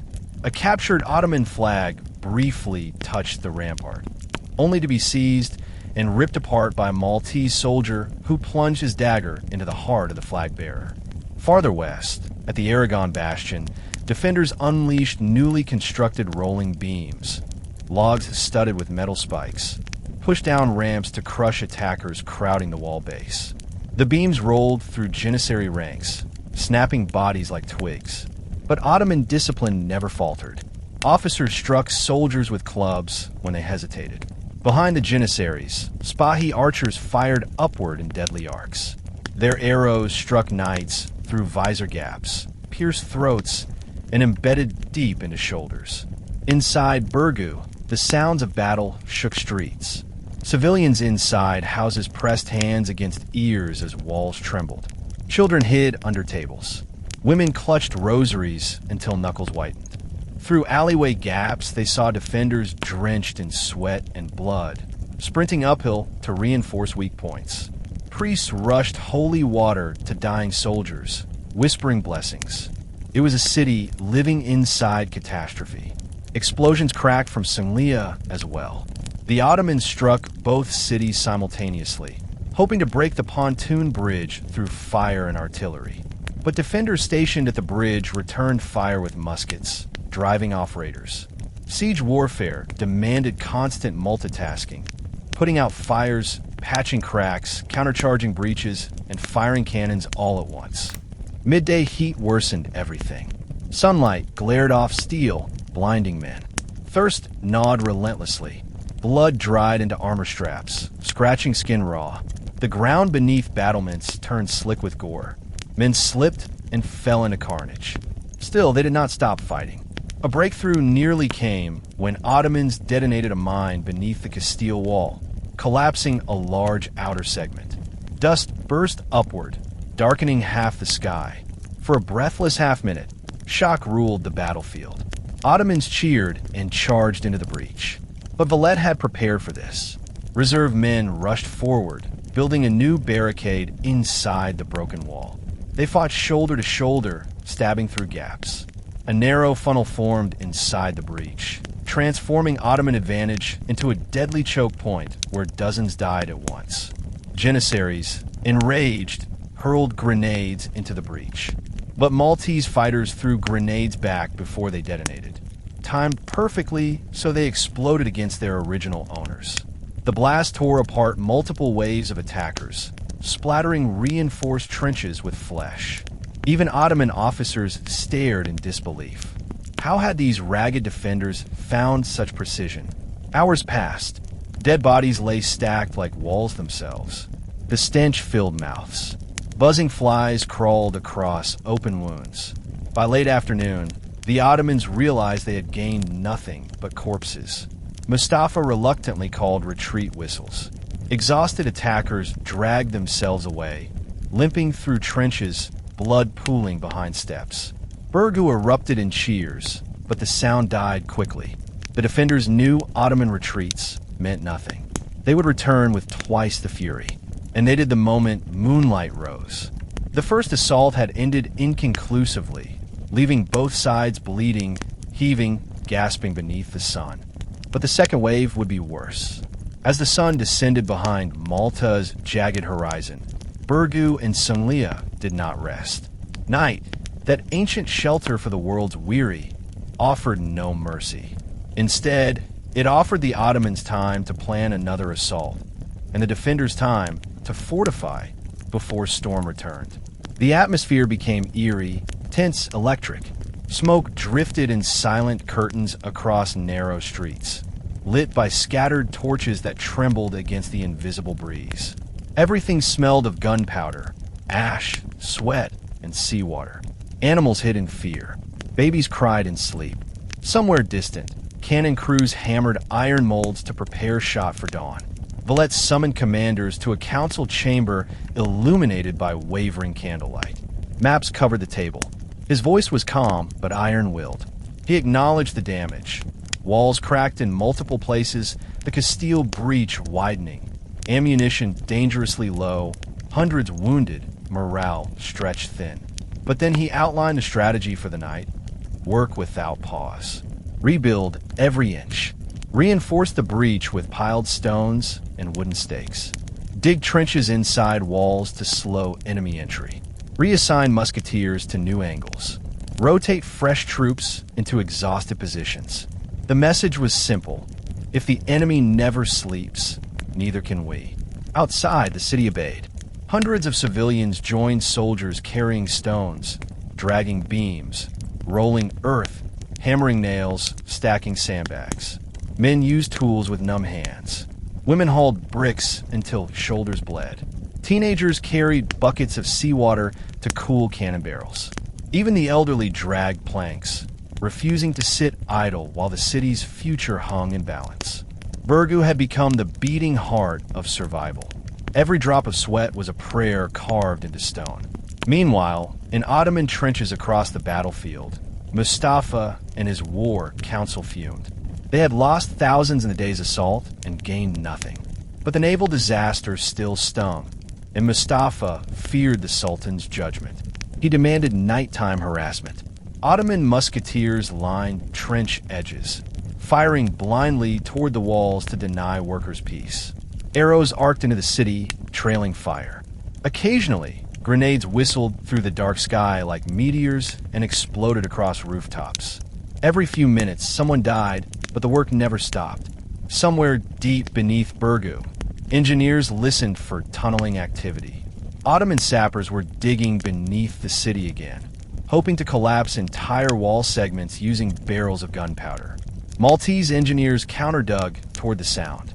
They moved underground through choking heat, listening as dirt crumbled and voices echoed through soil. When they found an Ottoman tunnel, they filled it with smoke and fire, suffocating the sappers inside. Above ground, the ground shook as buried corpses decayed in silence. And then came the most dangerous night event, the Ottoman night assault. Mustafa deployed elite raiding units, stripped of armor for silence, ordered to climb Burgu's walls using grappling hooks. They crept through darkness, whispering prayers, their footsteps silent on dirt. But defenders watched patiently from above. The moment hooks latched on a stone, the knights hurled burning pitch downward. Fire cascaded through the dark. Ottoman raiders screamed and fell. Their bodies lit the battlements like torches. The failed climb shattered morale again. Inside Burgu, moments of strange peace occurred between cannon echoes. Soldiers knelt beside each other, sharing breadcrumbs and dried figs. Some fell asleep, leaning against walls, waking minutes later to hammer nails into wood. A few men laughed hysterically, overwhelmed by exhaustion and fear. Priests sang psalm verses, giving the night eerie beauty. Others sharpened blades on stone and whispered to them as if speaking to old friends going to war. The previous day had been only the beginning. The siege was entering its darkest phase, and neither side had yet reached the limits of human endurance. In the days following the first great land assault on Burgu and Singlia, it became horribly clear that even though the defenders had survived, their walls had not. The Ottoman artillery, emboldened by their ability to plant massive siege cannons on Mount Sybaris and other elevated ground once protected by St. Elmo, began firing with horrifying precision. Every few hours, the thick limestone defenses that ringed Burgu shuddered violently under impacts that felt like thunder made solid. Wall faces once proud and smooth now resembled diseased bone, cracked, crumbling, shattered in ugly layers. Dust and debris poured down like powdered snow onto the streets, and children trying to sleep awoke, choking on airborne grit. Valette watched these developments with a mixture of despair and iron purpose. Standing atop Fort St. Angelo, he surveyed the landscape through a spyglass. counting craters, listening to stones scream under pressure, and labeling every damage point on mental maps he updated daily. He saw breaches spreading across the Aragon and Castile fronts, weak points forming along sea-facing parapets, and surface slabs peeling away from inner walls. Worse, the Ottomans had begun obsessively targeting specific areas, hammering the same spots repeatedly. Their artillery officers understood that a single clean hole in Berga's armor would change everything. The knights, realizing this, launched frantic counter-engineering efforts. Engineers mixed rubble with seawater to create fast-drying patch mortar, while militia carried sandbags up ladders, their bodies trembling from exhaustion. Even women joined these repair brigades, passing stones hand to hand up human chains. Work continued as cannonballs crashed into outer walls just meters away. Ottomans, lighter armored, used speed to dodge blade swings and target joints. Bodies tumbled off the wall edges into trenches below, smashing against rocks. Within minutes, Janissaries controlled half the Castile parapet, pushing defenders backward. They planted flags atop battlements, a sight that shook defenders to their core. For the first time in the siege, it looked like Castile might fall entirely. Valette rushed across Burgoo on horseback, leaping down near the wall, ascending ramparts at speed unimaginable for a man his age. Seeing the crisis, he did not hide. He placed himself directly into the center of collapse.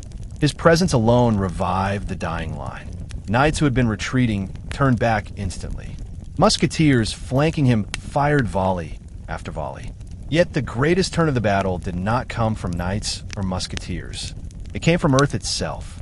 Engineers beneath Castile had dug explosion chambers days earlier, tunnels hollowed beneath the Ottoman approach trenches, packed with black powder and sealed with stone. The plan was risky.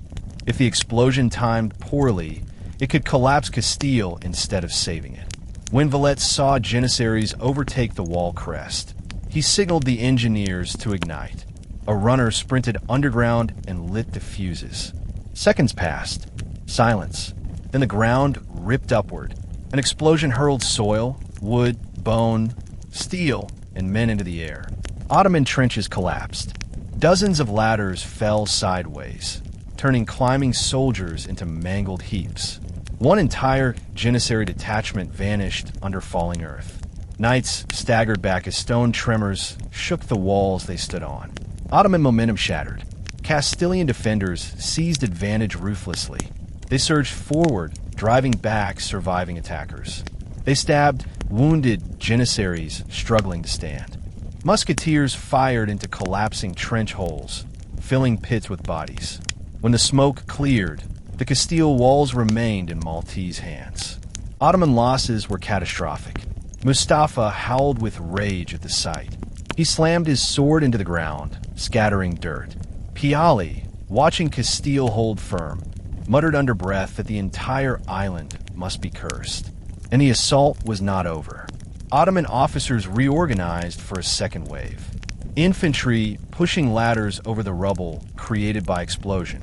But Maltese cannons, now repositioned at point-blank angle, fired chain shot across the narrow trench zone. Heads rolled. Armored torsos split in half. Legs flew from torsos. The ladders fell, crushing men beneath them. After 8 hours of failed attempts, Mustafa ordered a retreat. That night, wounded Janissaries screamed so loudly that Ottoman surgeons begged commanders to order mercy killings just to silence them. But the empire refused. For tomorrow, they would try again. While Burgoo fought for life at Porto Torre and Castile, Sunglia endured another devastating assault. This time not from ladders or cannon fire, but from a terrifying Ottoman maritime experiment, a floating siege bridge. Ottoman engineers had learned from previous failures. If galleys could not breach Sunglia by sea, then a solid floating causeway would. They constructed a massive wooden platform across barges, lashed with iron bolts and lined with planks thick enough to resist cannonballs. The bridge stretched from Ottoman trenches on Mount Siberas directly towards Sanglia's waterfront. The sight of this monstrous device rolling across water horrified defenders. Day by day, it inched closer. Ottoman workers pushed it under shield walls to protect from gunfire. Maltese cannon crews fired constantly, yet the bolts held. On the 10th day of construction, the bridge touched Sanglia's stone foundation. Trumpets sounded. Ottoman infantry surged. Corsairs and janissaries stormed across the floating platform in massive numbers. They carried tower shields to deflect cannon shot and muskets. Behind them, pikemen marched to secure positions. Sanglia braced for impact. The battle began on the waterfront promenade. Musketeers fired until barrels scorched flesh. Cannon crews switched to grape shot, ripping holes into the advancing column. Still they came. Ottoman soldiers reached the wall base and began scaling upward. For the first time in weeks, Sanglia's defenders lost horizontal distance. They fought face to face. Knights fought with shocking brutality, smashing helmets flat, chopping fingers off ladders, crushing skulls with pole hammers. Civilians hurled roof tiles and furniture, but the Ottomans still gained ground. A dozen janissaries reached the parapet, then more. Sanglia nearly fell. Then one Maltese engineer saw what nobody else did. The floating bridge was listing. A single anchor bolt had snapped from artillery vibration. The weight balance shifted. Waves slapped harder. He shouted, "Bring the fire ships." Malta had 2 old galleys left, barely seaworthy. They filled them with pitch, tar, and oil, set them aflame, and released them toward the floating bridge. Ottoman musketeers fired to sink them. Too late. The burning hulks crashed into the causeway's flank. Fire raced across planks. Men screamed, trapped between flames and Maltese blades.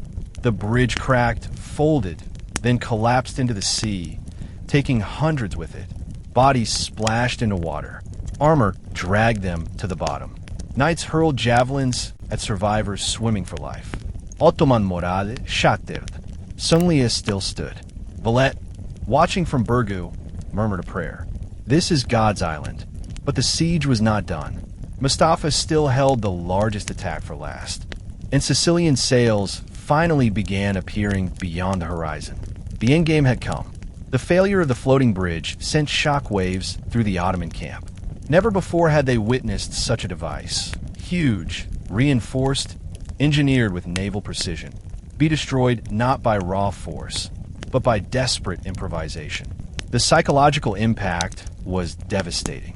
Soldiers spoke of Malta as a beast that could not be slain, a creature that grew stronger with every blow. Rumors swirled like sand devils, that Malta's earth drank blood and transformed it into stone, that Christian saints fought beside Valette, that Draget's ghost cursed the Ottoman army from the shoreline where he had died. Mustafa Pasha realized something brutal. If Sanglia remained standing, the siege would end in failure. Burgu was battered but alive, Porto Torre widening yet still defended, Castile unbroken, and the Maltese morale, impossibly, had not fallen. He knew if he allowed the defenders even 2 days to breathe, enemy scouts could escape by small boat to Sicily. If Sicilian reinforcements appeared with even 2,000 soldiers, the Ottoman army, exhausted and infected by morale decay, would crumble.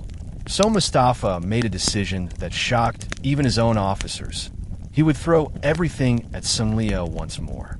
Every reserve, every janissary, every corsair. This was not strategy anymore. It was survival instinct. Preparations began in darkness.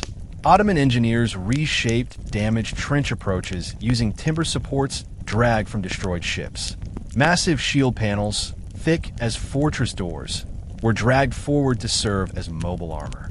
Janissaries sharpened blades obsessively under lamplight, some praying, others whispering curses. Spahi cavalry dismounted, preparing to fight as infantry. Corsairs rubbed tar into hands to improve grip on ladders. Ottoman drummers rehearsed the rhythm to synchronize charge movement. It felt like preparing a theater performance where every participant expected to die. Meanwhile, Sanglia barely stood. The peninsula was half rubble, half ash, surrounded by corpses floating in sea water. Cannon barrels glowed from overheating. Knights slept against walls without removing armor. Women walked through alleys with broken sandals and shattered fingernails, carrying rocks to rebuild parapets. Dogs, sick with hunger, howled through the night. The wounded cried out from cellar hospitals, voices echoing across stone corridors like trapped spirits. It was a landscape of exhaustion pushed past human limit. Yet Sunglia remained unbent. Valette crossed the pontoon bridge just after midnight to stand with the defenders. The men saw him, old, wounded, stiff, dirty, and they rose like new steel. A Spanish knight later wrote that seeing Valette was like hearing victory whisper my name from God's own breath. Valette walked the walls, touched men on shoulders, and said only 5 words repeatedly. Tomorrow, they will break first. He did not mean the walls. He meant the Ottomans. And yet, even he understood the danger. Senglia's food had run dangerously low. Water barrels were half empty. Powder stores were nearly drained. Wounding rates exceeded medical capacity. If Sunglia lost even one major fight, the peninsula might fall in a single afternoon. Mustafa intended to exploit exactly that. At dawn, Ottoman muezzins called warriors to prayer. From Senglia's walls, soldiers watched thousands kneel as the rising sun washed bright red across scabbards and mail. It looked like a ritual of blood preparation. When prayer ended, drums rolled hard and steady. The Ottomans did not march. They ran. The first wave hit Senglia's northern wall like an avalanche. Hundreds of Ottomans swarming ladders under covering musket fire. Maltese men hurled stones, logs, and boiling oil, but still janissaries climbed. It felt like preparing a theater performance where every participant expected to die. Meanwhile, Sunglia barely stood. The peninsula was half rubble, half ash, surrounded by corpses floating in sea water. Cannon barrels glowed from overheating. Knights slept against walls without removing armor. Women walked through alleys with broken sandals and shattered fingernails, carrying rocks to rebuild parapets. Dogs, sick with hunger, howled through the night. The wounded cried out from cellar hospitals, voices echoing across stone corridors like trapped spirits. It was a landscape of exhaustion pushed past human limit. Yet Sunglia remained unbent. Valette crossed the pontoon bridge just after midnight to stand with the defenders. The men saw him, old, wounded, stiff, dirty, and they rose like new steel. A Spanish knight later wrote that seeing Valette was like hearing victory whisper my name from God's own breath. Valette walked the walls, touched men on shoulders, and said only 5 words repeatedly. Tomorrow, they will break first. He did not mean the walls. He meant the Ottomans. And yet, even he understood the danger. Senglia's food had run dangerously low. Water barrels were half empty. Powder stores were nearly drained. Wounding rates exceeded medical capacity. If Sunglia lost even one major fight, the peninsula might fall in a single afternoon. Mustafa intended to exploit exactly that. At dawn, Ottoman muezzins called warriors to prayer. From Senglia's walls, soldiers watched thousands kneel as the rising sun washed bright red across scabbards and mail. It looked like a ritual of blood preparation. When prayer ended, drums rolled hard and steady. The Ottomans did not march. They ran. The first wave hit Senglia's northern wall like an avalanche. Hundreds of Ottomans swarming ladders under covering musket fire.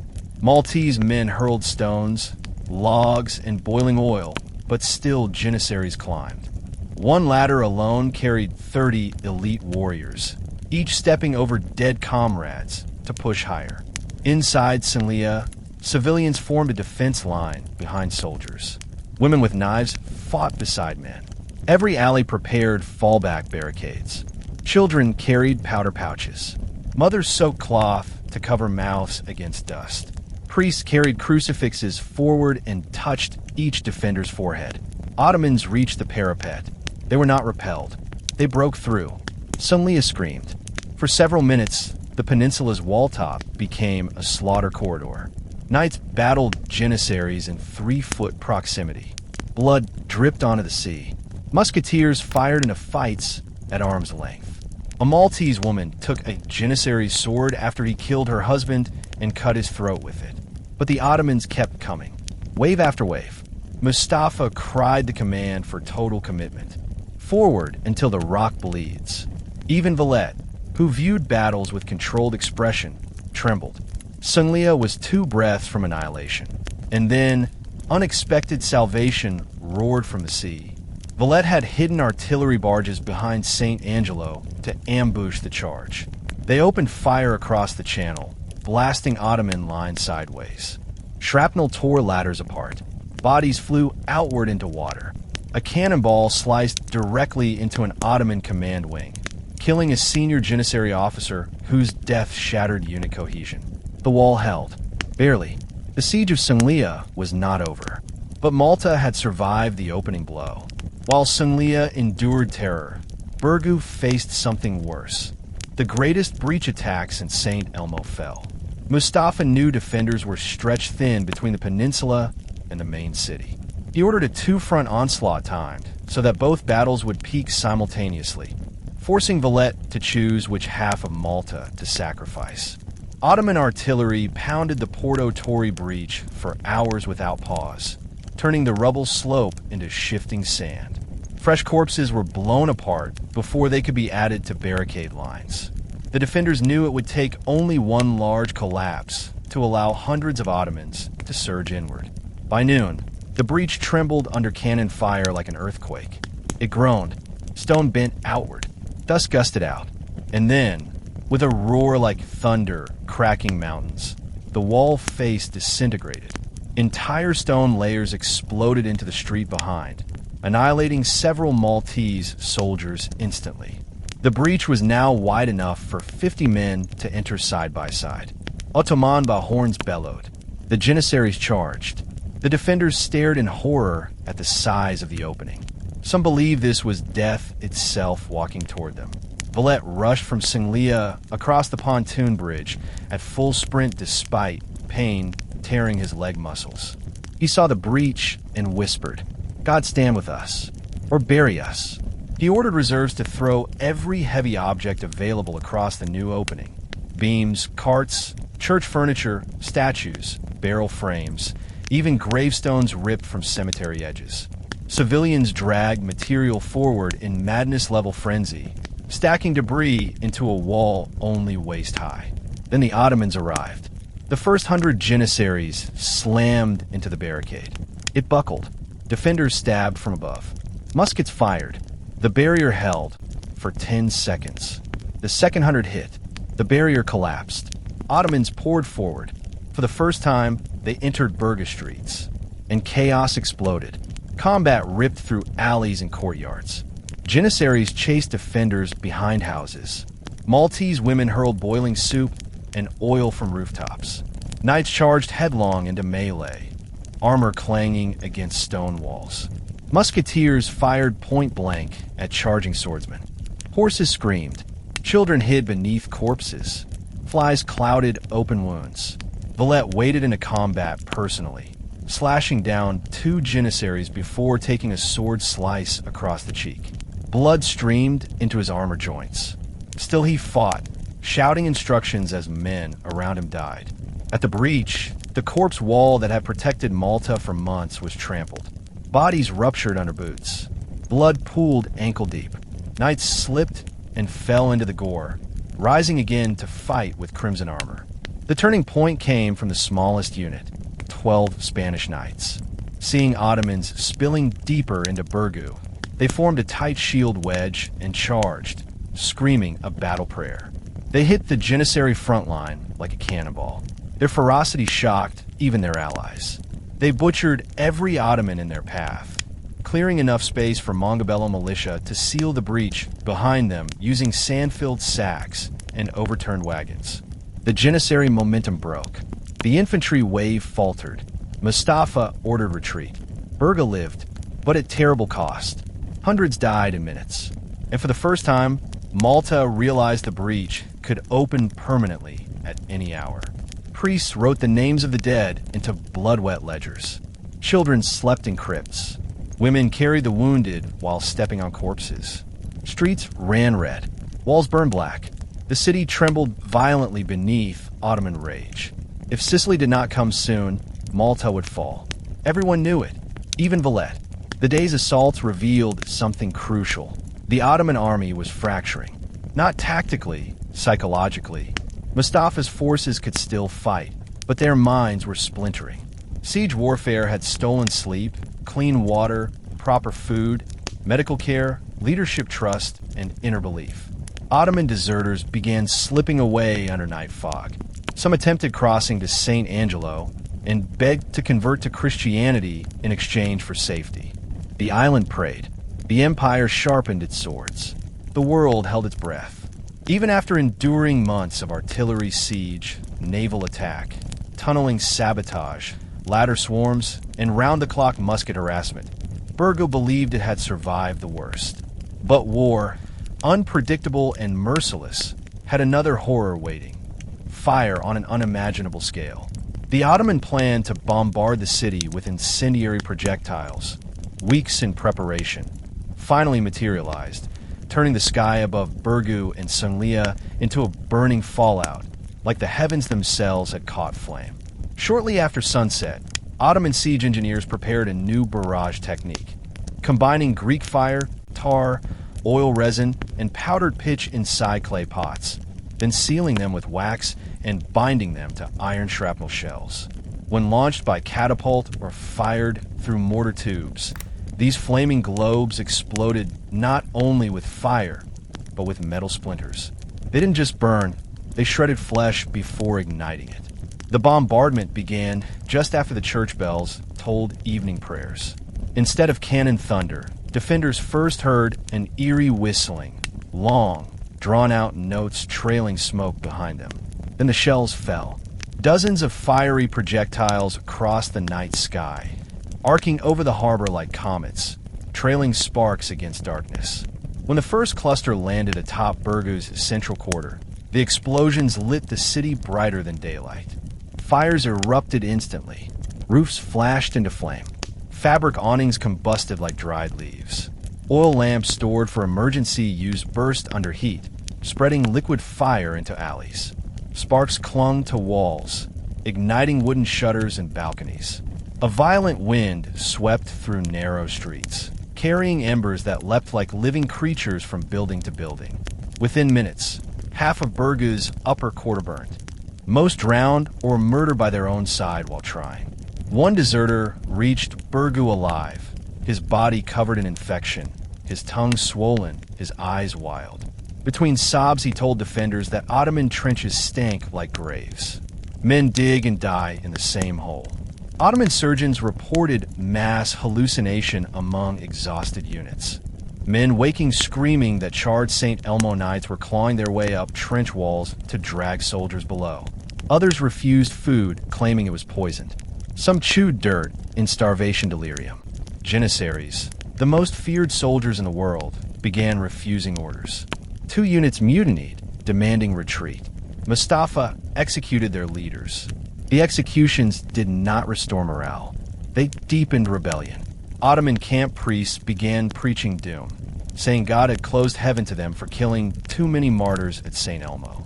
Officers found men stabbing their own hands to escape combat duty. Others lay face down, pretending corpses. Some carved crosses onto palms, hoping to confuse bullets. Disease finished what fear began. Dysentery ripped through tents. Surgeons amputated limbs using knives so dull they tore muscles rather than cutting them. Rotting corpses contaminated streams. Flies covered food before men could swallow it. Ottoman morale shattered so badly that Mustafa issued a new command. Any soldier found speaking of Sicily or defeat would be executed. But the word still spread. Sicilian sails are coming. We cannot win. Malta does not fear death. When sunset fell, Mustafa sat alone and wrote a letter to Suleiman explaining the siege situation. Victory slips through our fingers. Malta does not break. Malta breaks us. He did not send the letter, but he wrote it anyway, because the truth was undeniable. If the next assault failed, the Ottoman army would break apart completely. And just beyond the horizon, Sicilian sails really were beginning to move. Alarm bells clanged wildly. Soldiers abandoned their meal tables and sprinted toward fire lines, dragging buckets and barrels. Civilians formed human chains between wells and rooftops, passing water hand to hand faster than some could breathe. But panic beat discipline. Smoke choked the air, clouding vision.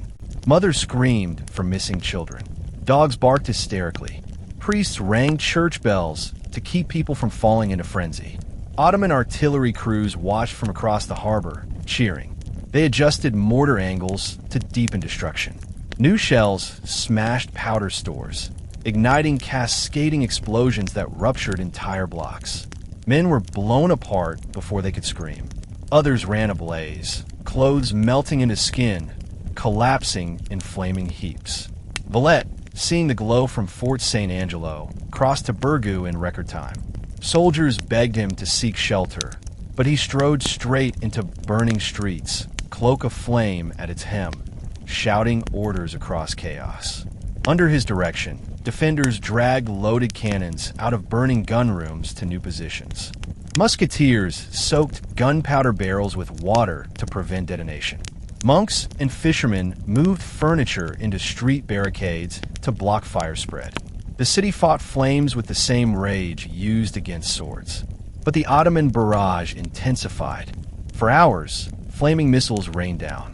They crashed into the basilica roof, sending fiery tiles through the sanctuary. Statues inside melted, paintings shriveled. People cried, seeing their history burn. The church bells clanged until ropes frayed and snapped, bells falling silent as flames consumed the tower. In some places, citizens had to choose between fighting fire and fighting collapse. Whole structures, weakened by previous bombardment, tumbled into streets. Clouds of stone dust smothered the fire crews. Limbs broke under falling debris. Yet the people continued. Sunglia suffered no less. Flaming arrows rained across its length. The sea breeze carried embers across rooftops, igniting whole rows of buildings at once. With every flame that rose, Ottoman sharpshooters opened fire, forcing defenders to choose between dousing flames and taking cover. The chaos weakened outer patrol patterns. Ottoman musketeers pushed forward in trench lines, attempting to creep closer beneath smoke cover. At one terrifying moment, wind blew flames toward the pontoon bridge. Had it burned, Sunglia would have been isolated forever. Dozens of Maltese boatmen threw themselves into the sea, dousing ropes and pilings with seawater. Some drowned, some burned alive, but the bridge survived, barely blackened and smoking, but intact. Inside Burgoo, families fled underground vaults to escape smoke. But many vaults had become mass graves. Some open stone doors only to find columns of corpses stacked wall to wall. Soldiers, civilians, women, children, all awaiting burial. People could not enter. They staggered back into burning streets with horror etched in their eyes. Still, for every house consumed, for every statue lost, for every cry of agony that echoed through these streets, something stronger echoed back. Defiance. Men shouted through flames. We will rebuild it tomorrow. Burn the stones, but not our souls. God still lives above your fire. Some defenders even hurled buckets of flame back over parapets, setting Ottoman ladders ablaze mid-approach.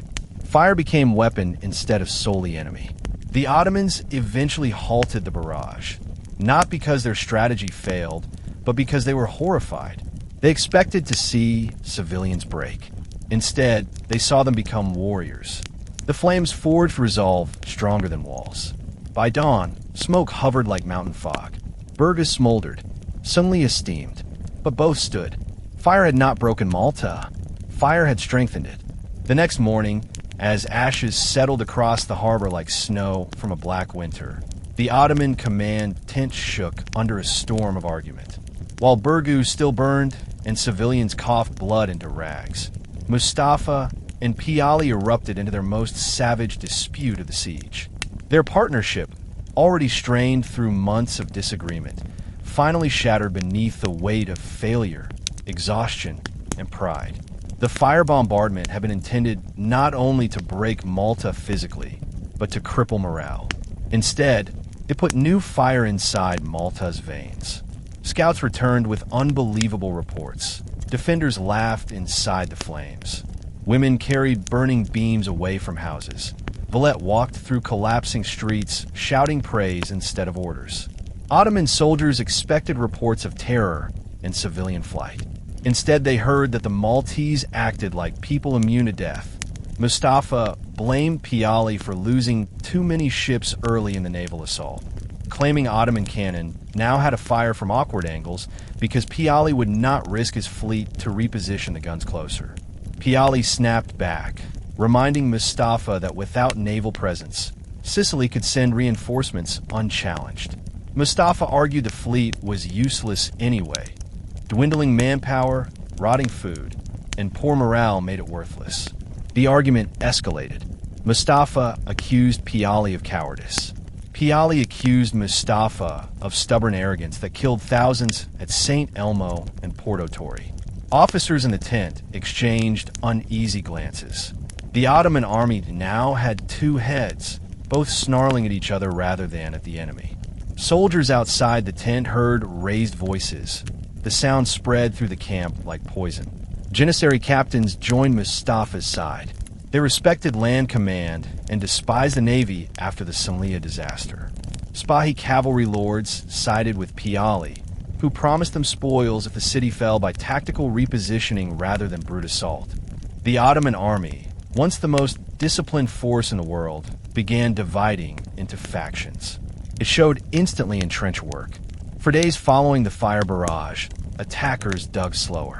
Orders were questioned. Musketeers delayed loading rifles. Powder carriers dragged their feet.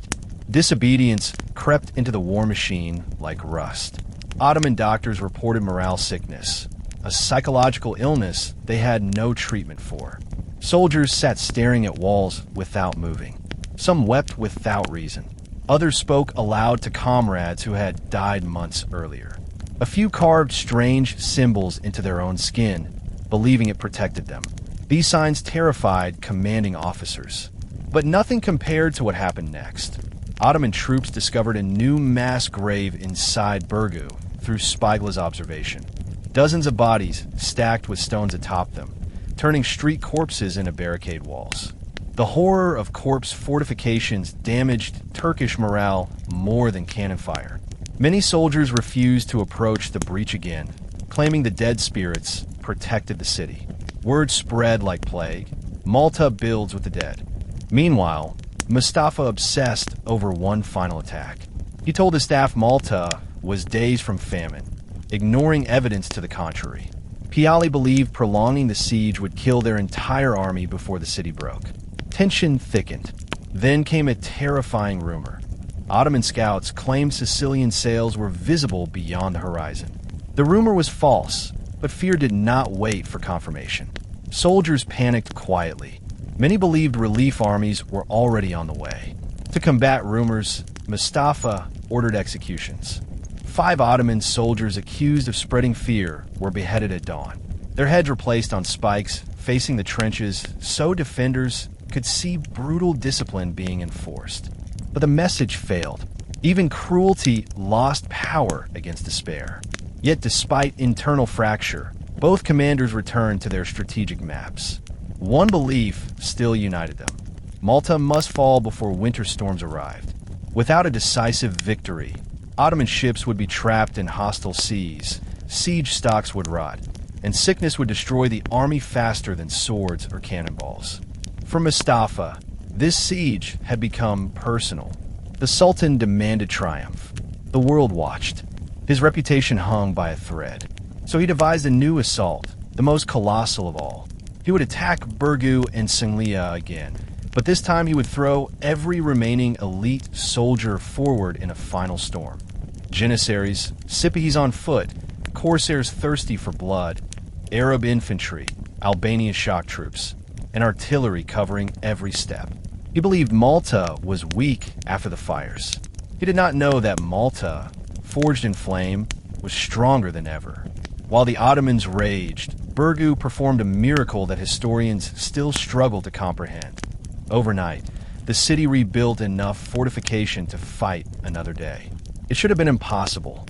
The city was half burned, its people half dead, food nearly gone, medical supplies exhausted, powder low, and walls cracked like shattered bone.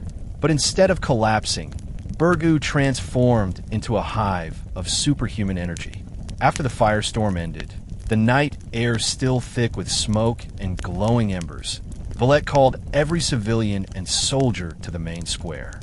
Women carrying infants stood beside knights covered in blood. Teenagers held hammers and buckets. Elderly sailors leaned on spears.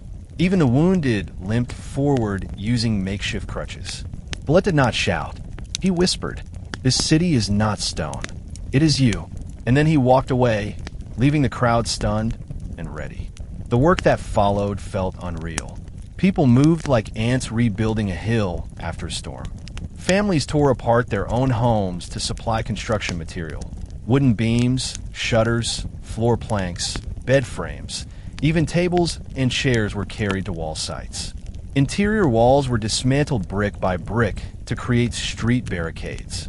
Teen boys climbed rooftops, sweeping away loose embers while men reinforced rafters beneath them.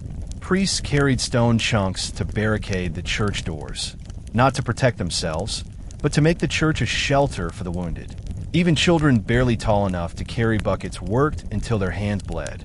One housewife gave away every wooden object she owned, bed, door, closet, shelves, and then covered her burned children with a single blanket, whispering, "Better cold and alive than warm and conquered." Women without husbands formed their own work brigade. They dragged ropes thick with seawater to cool hot walls.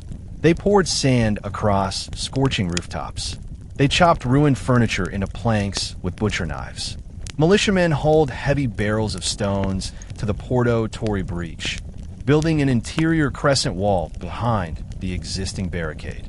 Engineers dug new trench channels to slow enemies once inside. Some defenders wept as they worked, not from sorrow, but from awe. Suddenly a matched Burgu. Its residents rebuilt parapets using stones still smoldering. Fighters who could barely lift swords stacked sandbags in silence. Wounded knights insisted on returning to walls, even if they could stand only with crutches and shoulder supports. They guarded ladders, muskets strapped to missing arms. Priests wrote names of the dead on parchment and tucked them into cracks along unfinished barricades, as if to merge memory into defense.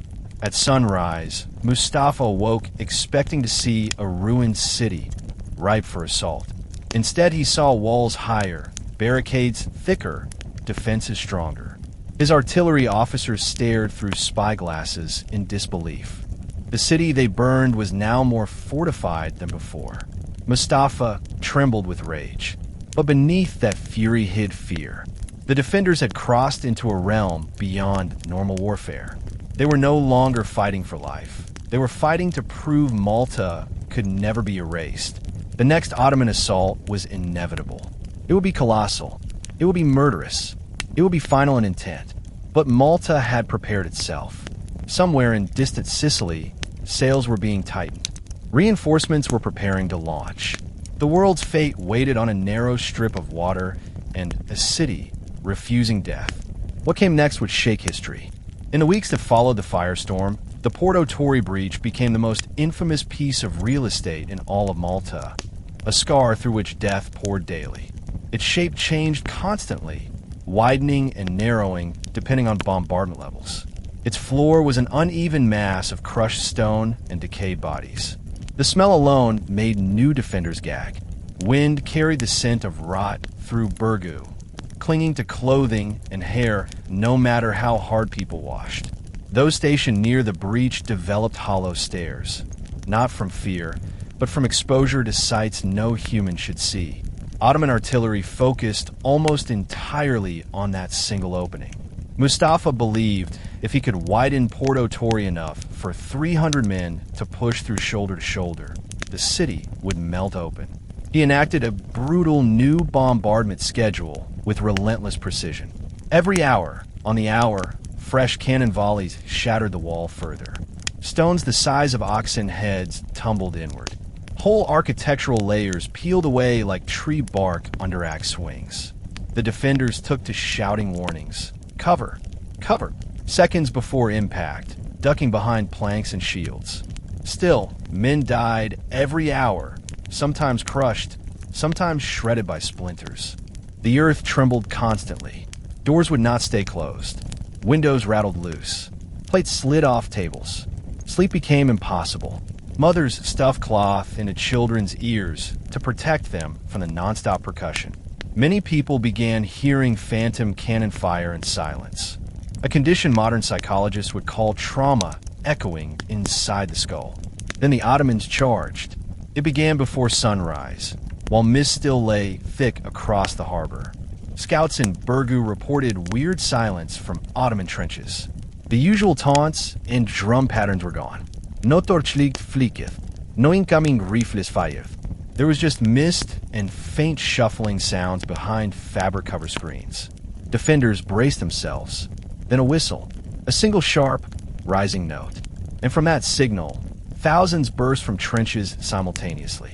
The first wave consisted of expendable infantry, irregulars from North Africa, Arabs from Tripoli, and volunteer fighters from Anatolia, armed with minimal armor but burning zeal.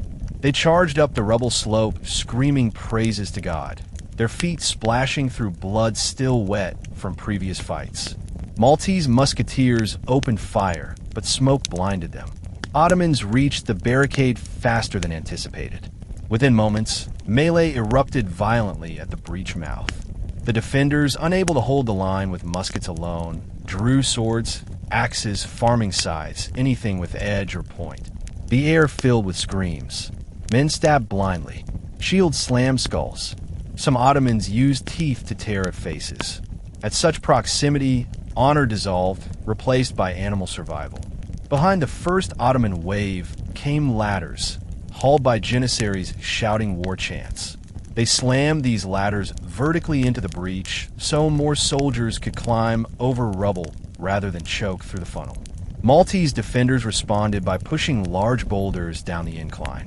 Bones cracked, bodies flattened, but still they climbed. Valette watched from above the breach, issuing orders while exposed to fire. His cloak streamed behind him like a battle flag. Ottoman sharpshooters targeted him repeatedly. One bullet grazed his shoulder, another punched through his gauntlet, slicing flesh. He ignored the wounds, shouting encouragement to his men. Hold the breach. This is where Malta lives or dies.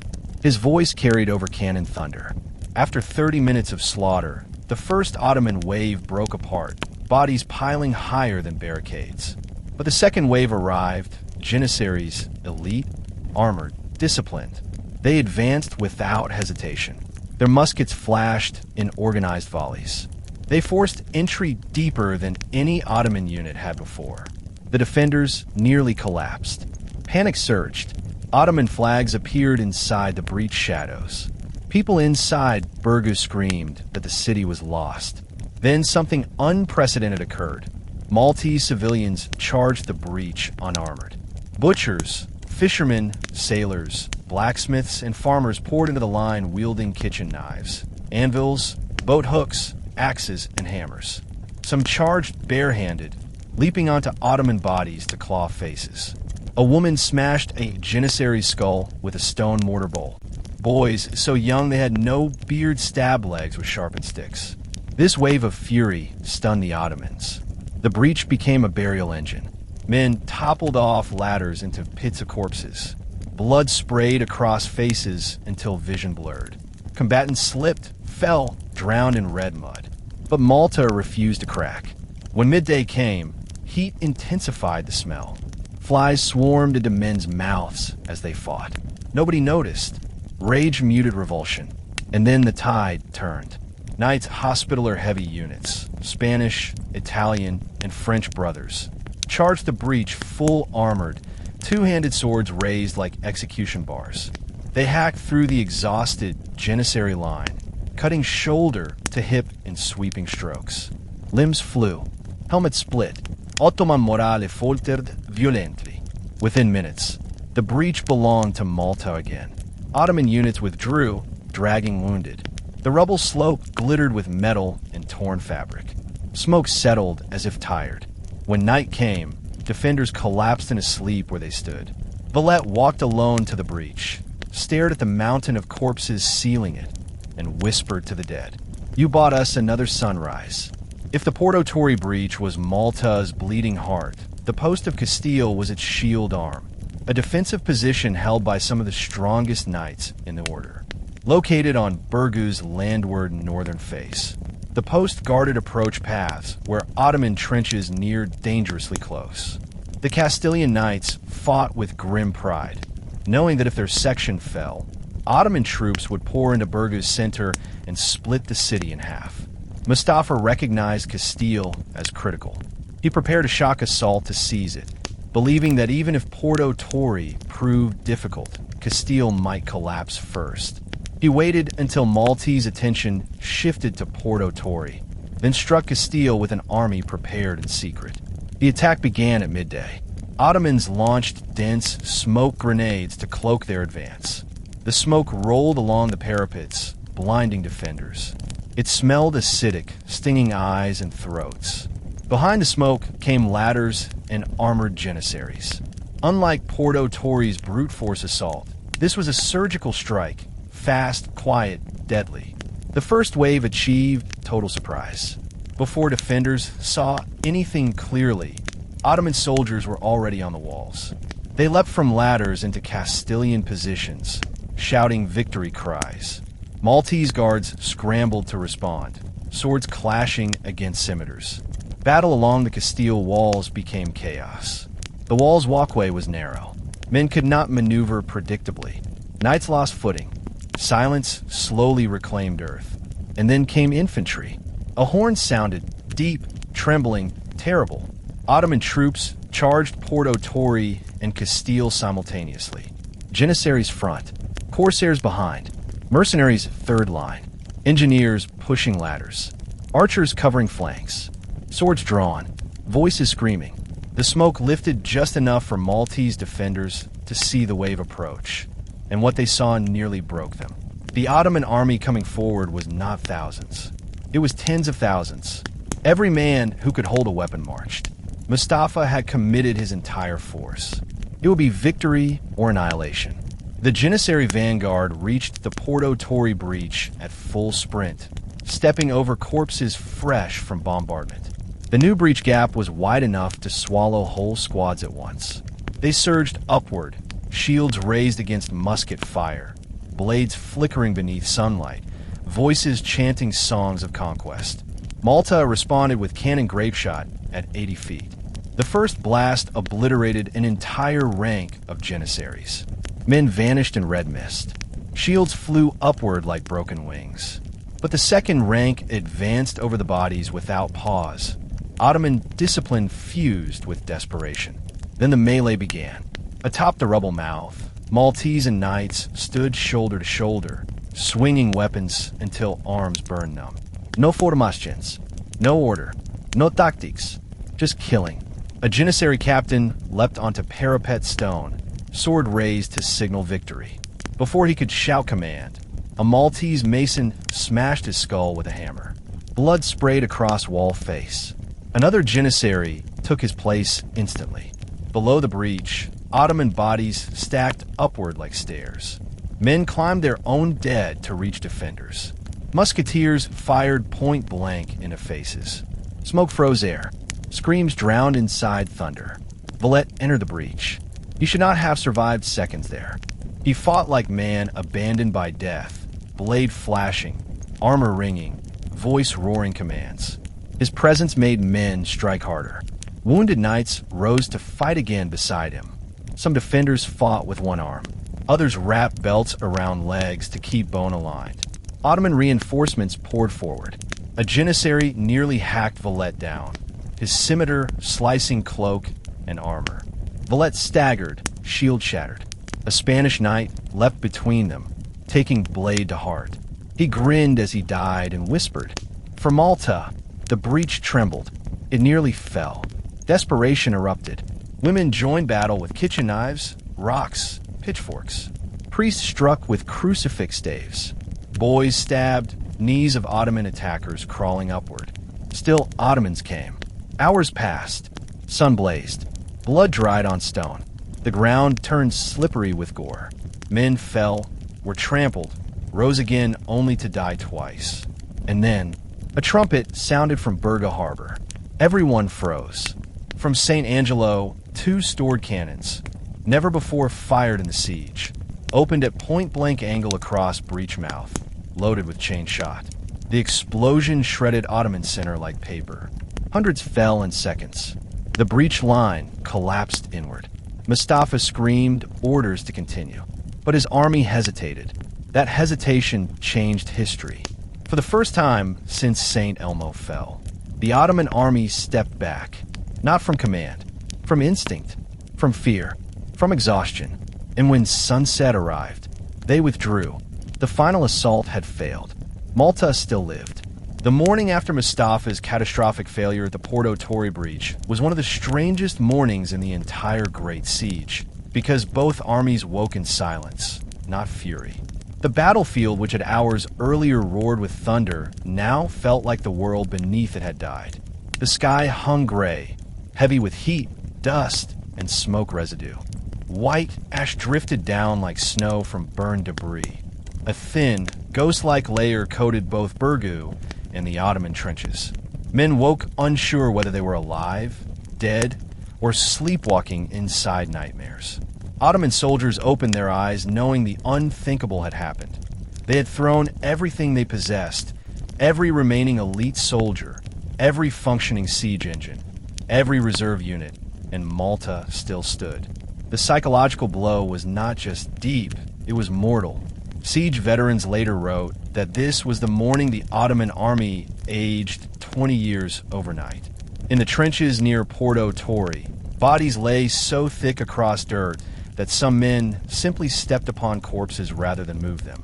Many of the dead had been exposed to heat all night, and by dawn their flesh began to swell, faces bulging purple, limbs stiff and grotesquely swollen.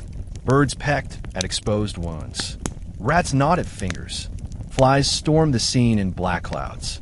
The stench rose into nostrils with such force that men vomited while trying to eat morning rations. And then came the smell of the breach itself.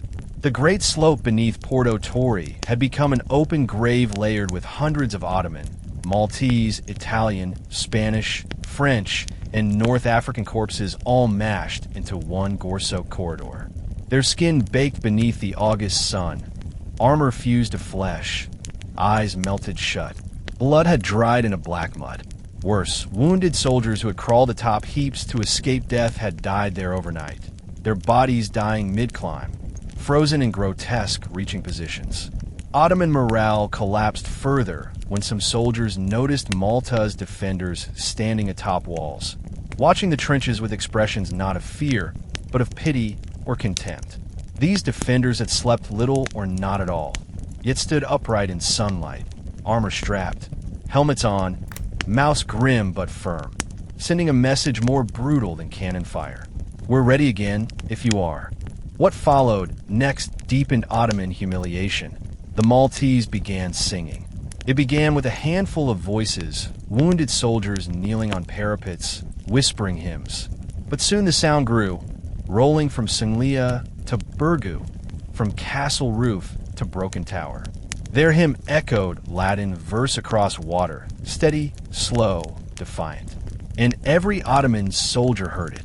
The songs enraged Mustafa, who interpreted them not as prayer, but as taunt, a declaration that Malta knew Ottoman defeat was now inevitable. Mustafa shouted to his staff that the defenders were mocking Allah. Officers pretended to agree, but privately they knew the singing was not mockery. It was victory breathing. On the Maltese side, survival had turned into a spiritual miracle. Soldiers who had fainted from exhaustion awoke, suddenly full of energy. Men missing fingers returned to the walls and joked darkly that they had fewer digits to freeze in winter. Wounded militia thanked saints for letting them live long enough to see Ottoman retreat. Women carried baskets of barley bread fragments to soldiers, whispering courage into shaking hands. At noon, Valette walked along Berga's walls to inspect the new breach damage. His armor, dented and stained, clinked quietly while he walked. Soldiers bowed as he passed. Dust clung to his face. His eyes were red, not from tears, but from sleeplessness. Yet he stood tall and calm, speaking to his men as though this siege were only beginning, not nearing its decisive end. He ordered immediate reconstruction of barricades at Porto Torre. Not tomorrow, not evening, but now. Workers returned to rubble, stacking new timber beams, repositioning cannon wheels, laying down sandbags, and pouring pitch into holes.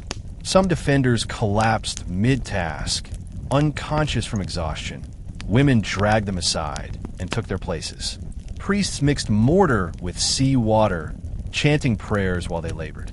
By sundown, the breach, which had been blasted wide enough for cavalry, no longer looked like an open road. It resembled a jagged maw full of spikes, burning tar, corpses, broken weapons, and cannon mouths waiting to roar again. The message was unmistakable. Try again. We dare you. In Ottoman trenches, despair fermented into resentment. Many soldiers cursed Mustafa under their breath. Some hurled shields to the dirt.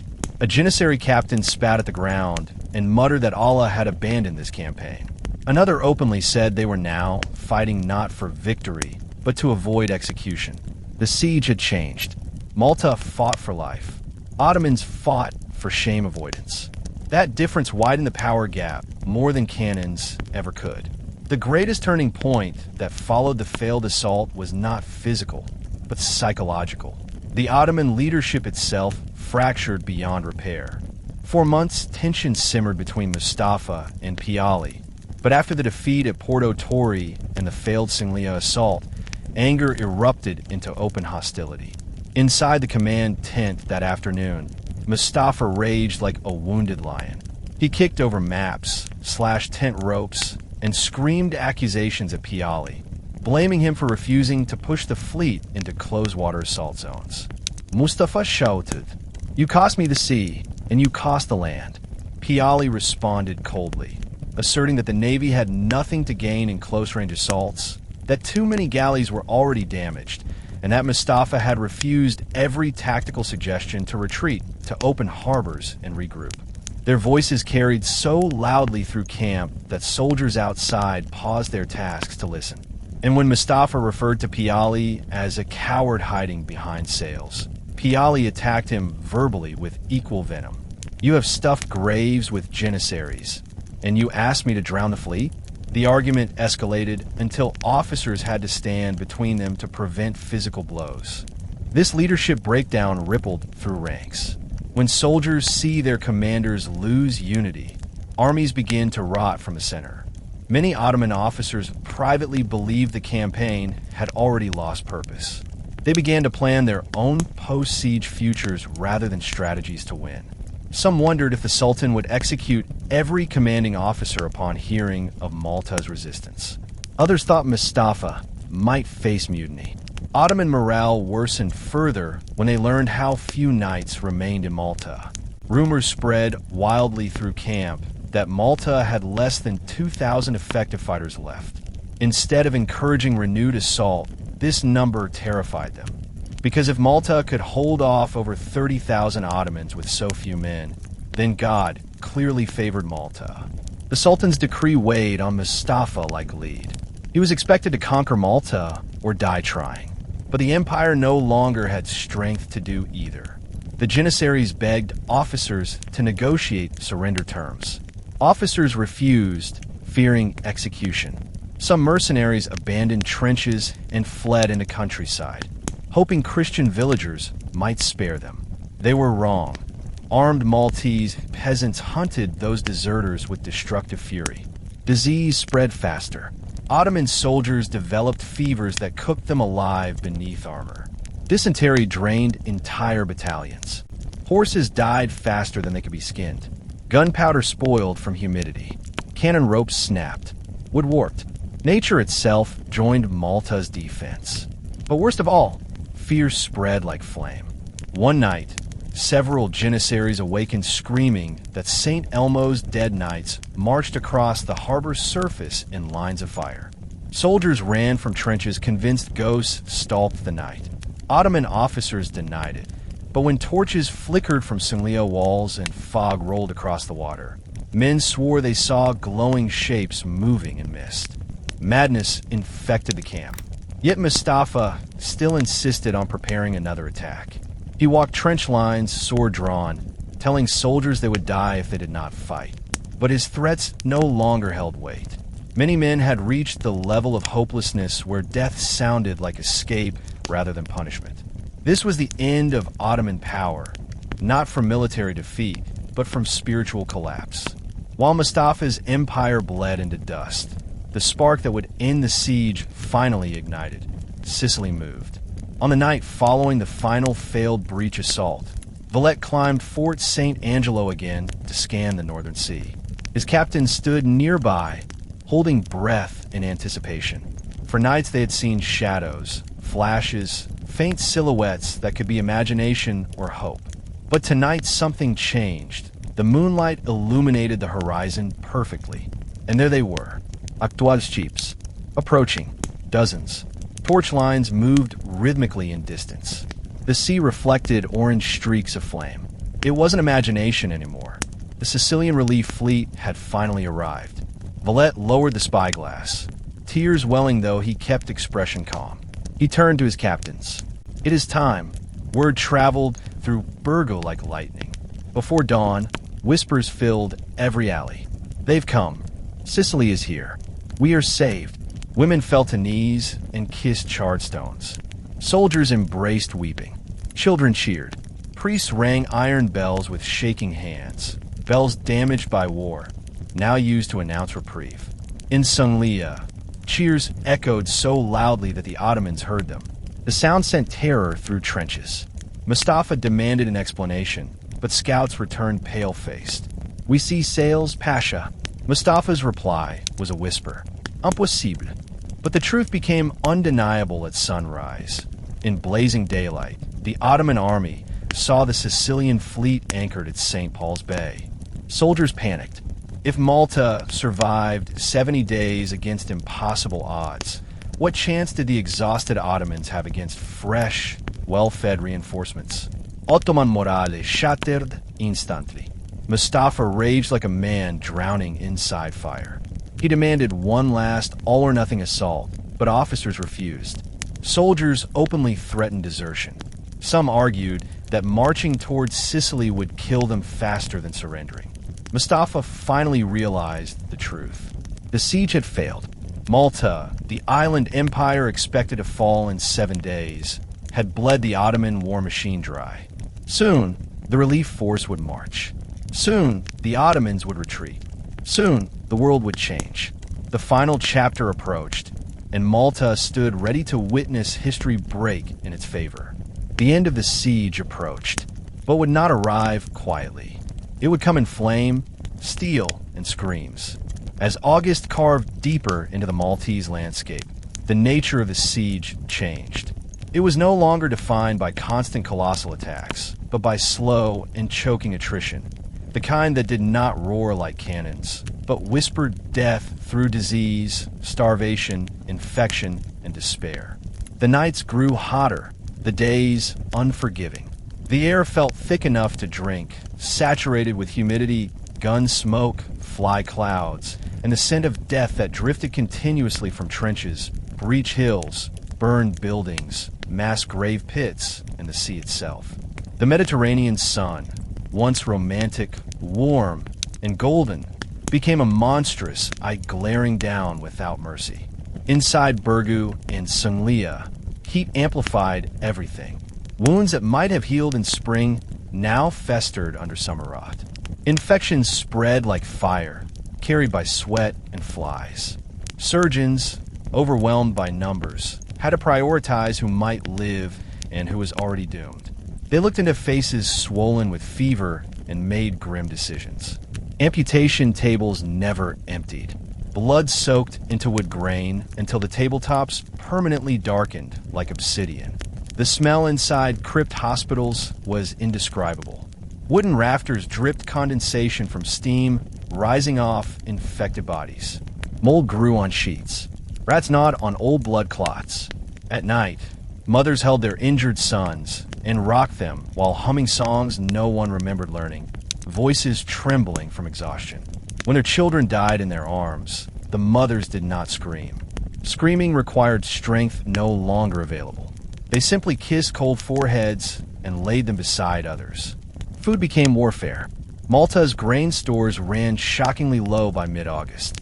Meals shrank to crusts, so small soldiers sometimes chewed leather straps to trick their stomachs into feeling full.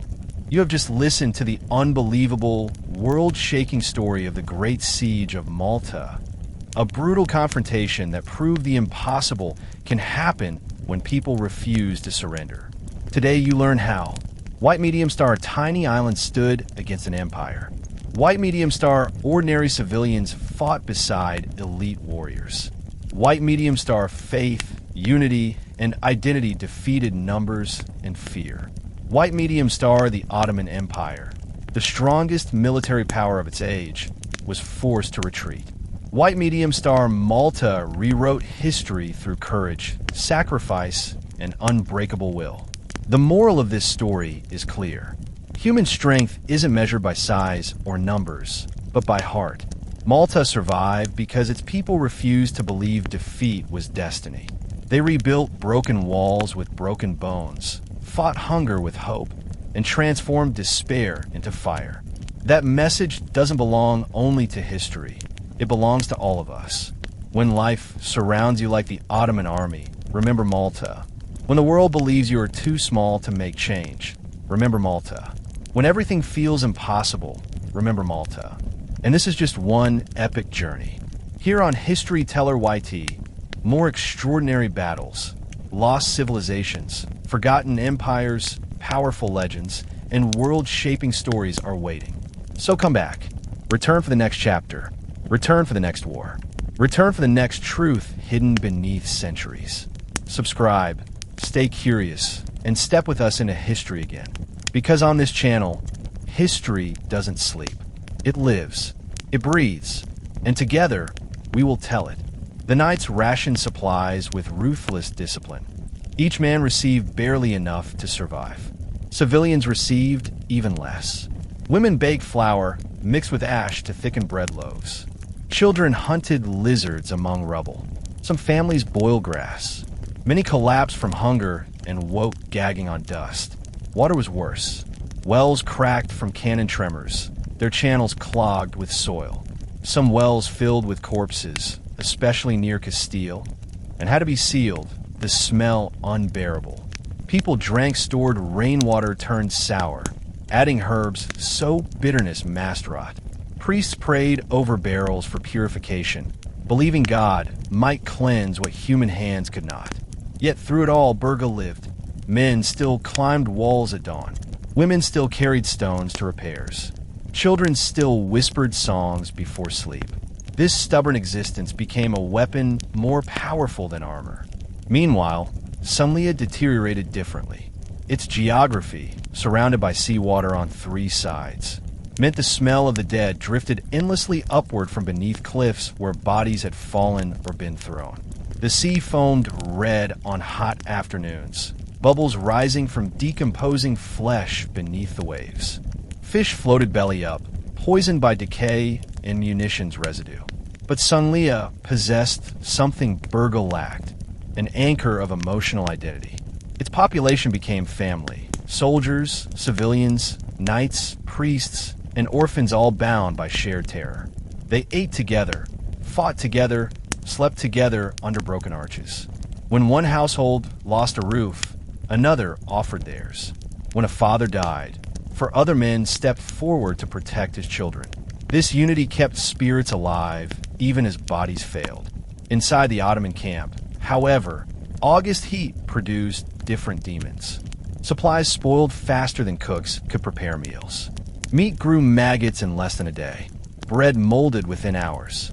Water barrels turned fetid. Horses died. Camels collapsed.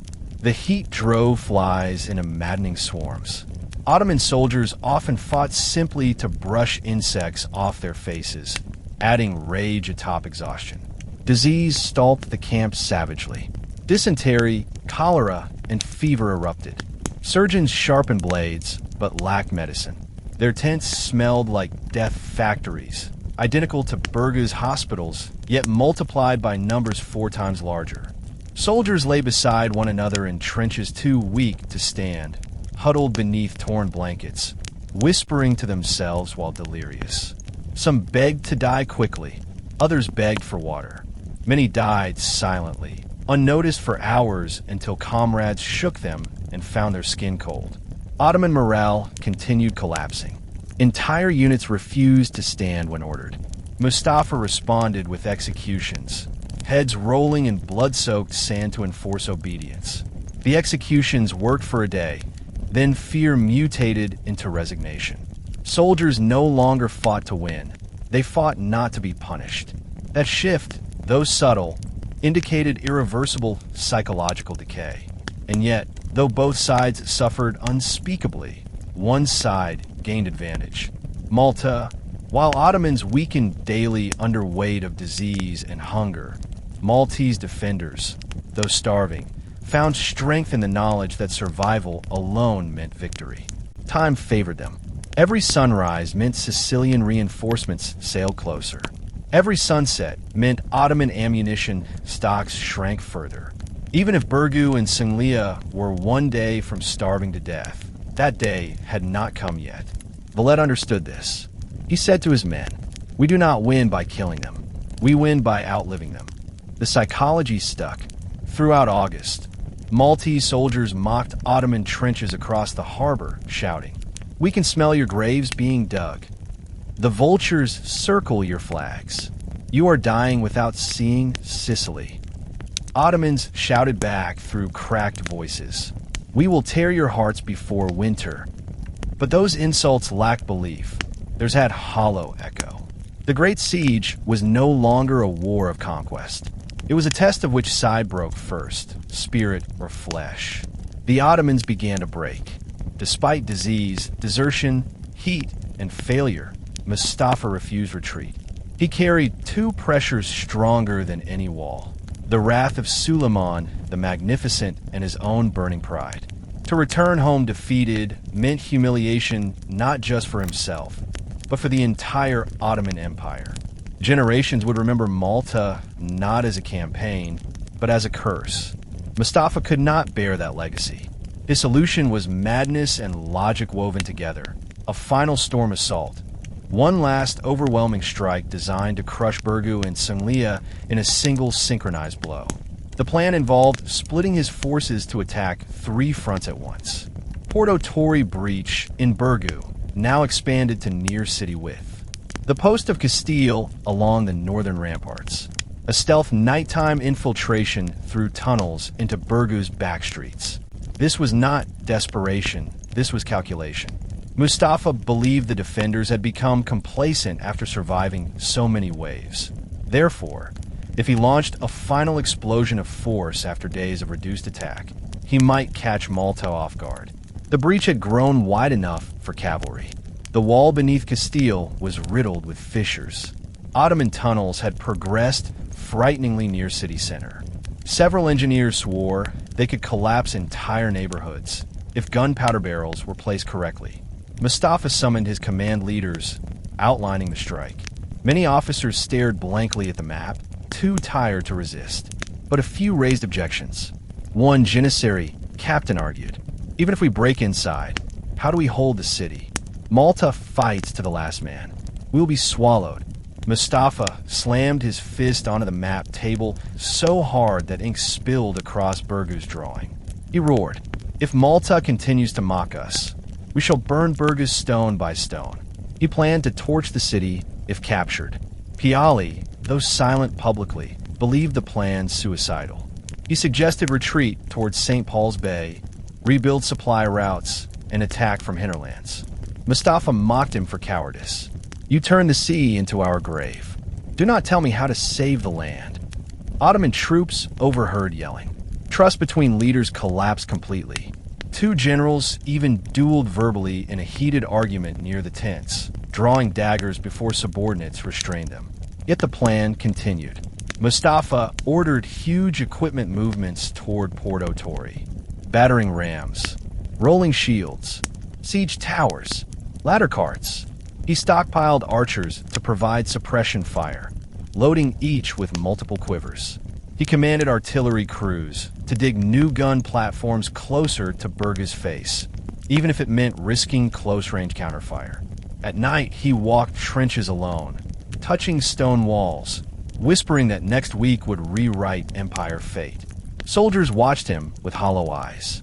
Some believed he had gone insane. Others feared his intensity, knowing the commander would send them to die without hesitation. Meanwhile, Ottoman engineers in tunnels approached Burgu from beneath. They could hear defenders digging above them. In one tunnel, edges of two worlds nearly met. Engineers reported hearing Christian voices praying through rock. The final assault, Mustafa declared, would take place under the next waning moon. A symbolic choice.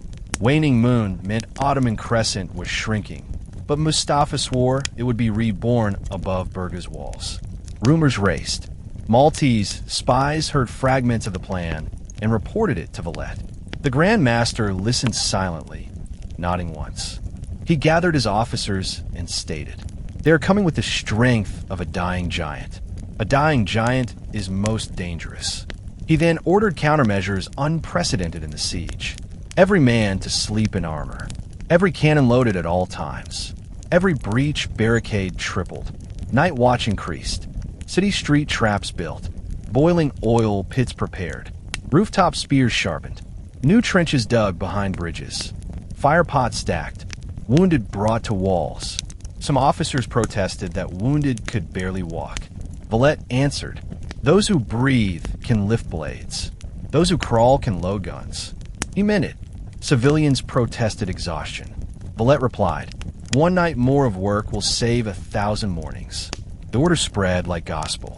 When Ottomans planned annihilation, Malta planned resurrection. In late August, just as Mustafa organized his final assault, a whisper crossed Malta. Sicilian reinforcements were coming. It began as rumor told by fishermen who claimed to see sails days earlier. Then a navigator swore he spotted torches at sea. Priests preached cryptic encouragement. Children repeated it in alleyways. Some believed it merely hope disguised as truth. But Valette sensed differently. He had been sending coded messages north for months. Malta had survived long enough that Sicily, Spain, and the viceroy could no longer ignore the siege. Even if reinforcements were small, their very arrival would transform morale and break Ottoman spirit. Then, one night, Valette climbed Fort St. Angelo's highest turret with a spyglass. The moon was bright enough to illuminate harbor reflection. He stared north across sea, heart pounding, breath trembling. There, faint as memory, moved shadows. They were not storm clouds, not illusions, not smoke. They were sails. Valette lowered the glass slowly, mouth open, eyes flooded with something he had not shown for months. Relief. He whispered, "They are coming." He did not shout. He did not tell townspeople immediately. He did not even smile, because Malta was not yet saved. He knew reinforcements first needed land safely, and that if Mustafa found out, he would unleash his final assault before Sicilian boots touched soil. So Valette ordered silence. Only top commanders learned. But secrets cannot silence atmosphere. The next morning in Burgu, people woke lighter despite starvation. Children hummed. Mothers smiled at nothing. Soldiers marched steadier. Even wounded men begged to rejoin walls. Something enormous shifted without words. Hope replaced death expectation. That change alone terrified Ottoman observers. They saw defenders greeting sunrise with raised heads, not lowered shoulders. They heard laughter return to streets. They saw women sweeping rubble as if expecting guests. They watched knights polishing armor, not for necessity, but pride. Rumors reached Mustafa within hours. Scouts claimed defenders knew something. Soldiers whispered that Sicilian reinforcements had been sighted. Mustafa shattered a table in rage. He screamed at officers, "We attack before they arrive." And thus the clock began. Malta had days to endure. Ottomans had days to win. Sicily had days to reach land. History would pivot on whether courage could withstand catastrophe long enough for sails to touch shore. Valette stared over Berga walls at the Ottoman camp and whispered, "We will break them before they break us." The final Ottoman assault was inevitable, the greatest storm Malta had ever seen. And Malta, exhausted and bleeding, prepared to face it. On the night before Mustafa's final assault, the island of Malta, burned, starved, bleeding, sleepless, became strangely quiet. The cannons that had thundered daily for months fell silent. Ottoman musketeers did not fire probing shots across trenches. Siege drums ceased their ritual beat. Even the sea moved gently, waves lapping softly at Sanglia's battered cliffs. It was a night so unnaturally still that men on both sides privately wondered whether the storm had already passed, instead of preparing to strike. But in truth, that silence was warning. It was the breath drawn by armies before they screamed. Inside Bergu, the air tasted of ash and salt. Lanterns flickered behind shuttered windows, each flame illuminating tense faces, hollow eyes, and trembling hands. Families sat together in rooms stripped of furniture and warmth. Those who still owned bread ate tiny pieces, passing crumbs to children. Wounded men lay beneath ripped sheets, sweating fever through armor fragments embedded in skin. Surgeons moved slowly now, not out of lack of urgency, but because exhaustion had reshaped their bodies into ghosts, thin, pale, mechanical. Valette moved through the streets in hooded cloak, silent but not unrecognized. Citizens bowed as he passed. Some reached out to touch his sleeve, as if contact alone might give them strength. He paused for each group, raising them up, whispering blessings, reminding them that dawn would not be the end of Malta, but the beginning of their enemy's ruin. His voice held no shake, no doubt, though underneath the armor and cloth his muscles ached, his wounds pulsed, and his heart, though unbreakable, felt the weight of thousands of souls resting on his decisions. In Sanglia, priests led processions through rubble-lined paths, holding torches high above heads while singing hymns that echoed off shattered stone. Survivors joined, voices cracking from thirst, yet rising stronger than fear. Some walked barefoot through streets, still stained with dried blood. Children carried palm leaves and wooden crosses carved from door frames of burned homes.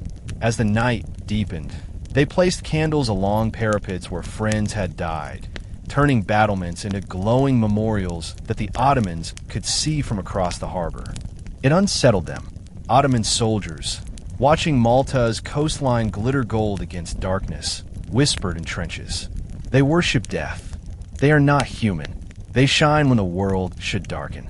And as more candles appeared, hundreds upon hundreds, the peninsula looked less like a fortress and more like a cathedral floating on flame. In Ottoman camps, chaos boiled inside quiet.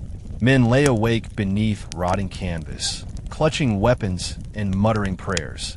Some sharpened blades obsessively, metal scraping through night like angry insects. Others stared wide-eyed at sky, lips moving silently. A few laughed hysterically, laughter not born of humor, but mental fracture. Many whispered that the Christian God was stronger than theirs here. Others said demons filled Berga's walls. Some claimed they saw shapes moving among the candles. Warriors of light, spirits of Saint Elmo's dead knights returning for revenge. The officers noticed morale collapse, but could not stop it. Any man caught spreading panic risked execution, but fear ignores consequence. The Janissaries, once feared as living legends, now looked hollowed. Armor hung loose on bodies, wasting from dysentery. Cheeks sank, eyes yellowed. One entire unit refused to move from trenches, claiming their legs no longer obeyed them. Mustafa demanded they be flogged. Half of them died beneath the lashes. Meanwhile, Mustafa himself stood outside his command tent like a statue, staring at Bergu. His beard blew in warm wind, his face rigid with fury and disbelief. He whispered the same sentence repeatedly. "We end this tomorrow." But officers nearby could hear tremor beneath the words. Mustafa summoned all muezzins to recite prayers in unison, hoping to drown the sound of Malta's hymns. The two songs collided, Islamic chant rolling like deep thunder across harbor water, while Catholic voices floated above it like bells. It was a duel of gods and cultures, echoing beneath star-streaked sky. Then, just before midnight, Valette climbed the highest wall of Burgu and stared towards Sanglia's candle glow. His captains beside him waited for speech, but he spoke only once, softly. Tomorrow, the world will learn that Malta cannot die, and the men standing behind him believed it. Not because he sounded confident, but because he sounded certain of something greater than logic. The night ticked forward. Some men slept and dreamed of home. Others lay awake wishing for death. But all knew dawn meant judgment. The Great Siege was ready to ignite again. The final assault did not begin with infantry, nor cavalry, nor janissaries charging ladders. It began with a roaring bombardment of such unimaginable fury that all previous cannon fire felt like training thunder. At the first spark of morning light, Ottoman batteries erupted, dozens firing in perfect sequence. The ground shook like tectonic plates grinding. Burgu and Sanglia walls vanished beneath smoke clouds thick enough to hide the entire peninsula. The sound echoed across Malta's interior villages, startling goats and waking sleeping farmers miles away. Inside Burgu, wall defenders were thrown to the ground as stone vibrated beneath their feet. One cannonball struck the breach barricade so hard that the entire rubble pile lifted several inches in air before dropping again.